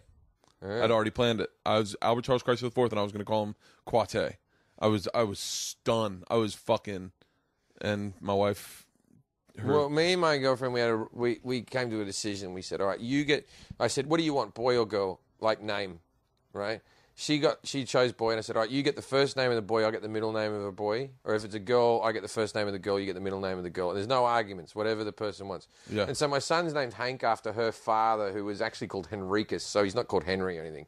Yeah. Her father was Dutch, and so everyone called him Hank when he got to Canada. Yeah. But, if I had a girl, I would have called her Sydney, which is, where I grew up. But, Yeah. But plus, great stripper name, Sydney. Yeah. Sydney Jefferies. Yeah. Sydney. I love the name Jefferies. I liked Jim Jefferies has a great fucking ring to it. Yeah, you know what? I don't often tell people, but it doesn't sound stagey. It sounds like a real name. It sounds like a real fucking name. Bert Kreischer sucks. Yeah, well, Jeffrey with a G. Jeffrey Nugent, right? I'm amazed by the amount of people who... Jeffrey with a G. Yeah, Geoffrey, which is the British spelling. Yeah. And the amount of people who ring me up... Jeffrey the Giraffe spells his name that way as well, from Toys R Us. And the amount of people who ring me up, cold call me, and go, is Godfrey there? And you're like, where's the D? Yeah. Well, there's a restaurant in Malibu. I was driving along, and I said, let's go to a nice restaurant. And Kate goes, well, there's a really nice restaurant up there. This is when Kate was pregnant. She goes, a really nice restaurant up here called Geoffrey's. Yep. Right? And I go past, and I said, Geoffrey's. We get there, and I see the big sign. I go, it's fucking Jefferies. Yeah. It's the same spelling as my name. You see my mail. Yeah. And you still call it Geoffrey's. Like, I'm looking at it like, You see my mail. Like, you know how I spell my name. Yeah. And you still go, Geoffrey's. Like, you live with me. Right? So she goes, no, everyone calls it Geoffrey's. Right? So we go into the restaurant, and we go in, we sit down, and I'm still arguing with her. And the waitress comes up, and I said, excuse me, what's the name of this restaurant? And she goes, Geoffrey's. And I'm like, no! It's Jefferies. No one's ever pronounced that Geoffrey, you fucking... Like, and she goes, well, the manager called Geoffrey's. And the owner is called Geoffrey, and he named it Geoffrey's. I said, the owner's a pretentious fuck. Yeah, you can't do that. His name's Jeffrey. His name's Jeffrey. Yeah, he changed it to... I went to school, to university, did musical theatre with this kid at university called Dwan. I hanged out with Dwan for years, and it was in year 3 when I went, your name's Dwayne. Stephen Curry. Yeah. It's Stephen. Yeah. It's Stephen Curry. Yeah. But it says Stephen. It's like there's a dad at our school named Sean. Like Rafe Fiennes. Ralph. Your name's Ralph. Yeah. And it's not Rodeo Drive. It's Rodeo Drive. I said that the other day. I go, ooh, what's it's in Rodeo. And they went, you mean Rodeo? And I went, oh, I didn't know we were talking about that. I thought we were talking about something that was real. I didn't know that. All right. So what's his dad? What's the dad? Tell me the dad. Cian. Sean. His name's Cian. Cian. Fucking pretentious fuck. I didn't say. Yeah. We had this theory. I have this theory that we have on. We said this on Legit that adding an H to a name adds 30 pounds to the person. Adding an H to the name as 30. Sarah, S-A-R-A, hot chick. Yeah. Sarah, S-A-R-A-H. Yeah. Fatty. Hannah, H-A-N-N-A-H. Yeah. Fatty. Yeah. Hannah, H-A-N-A, hot chick. Leanne, L-E-A-N-N, hot chick. L-E-I-G-H-A-N-N, fat chick. Fat chick. If you have an H at the end, right? Yeah. You never meet a thin Ralph. Noahs are always fat. Yeah. Noahs are always fat. You never meet a thin Ralph. You've never met a thin Ralph. You've never had a guy go up to you, just like real skinny guy, like, oh, I'm Ralph. It would throw you back, wouldn't it? Yeah, no, I've never met a thin Ralph. Never met a thin. I know now you'll get people posting, I'm a thin Ralph. Yeah, there's exceptions to the rule. I'm just saying in my life. It's like how you never meet Asian homeless. Yeah. Yeah, so it's like there's things. Noah's fat. Well, I'm trying to think of other girls' names that add 30. It's just about 30 pounds. The H. Just 30 pounds. Yeah. At the H is an automatic 30. Automatic 30. It's true. Oh, I could fucking talk to you for hours. We did. Dude, yeah, it was 2.5 hours. It was fucking great, man. All right, man. I appreciate this, Jim. Thank you so much, man. Thank you for having me. It's been a fucking blast. I bring my phone in. I must have left it in my car. Yeah, you must have. I bum Oh, rushed here your it is. car. Here it is. Here it is. I got it. All right.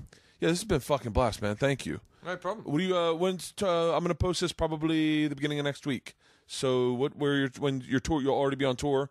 I'm already going to tour. Check AXS.com for tickets. It's called the Freedom Tour.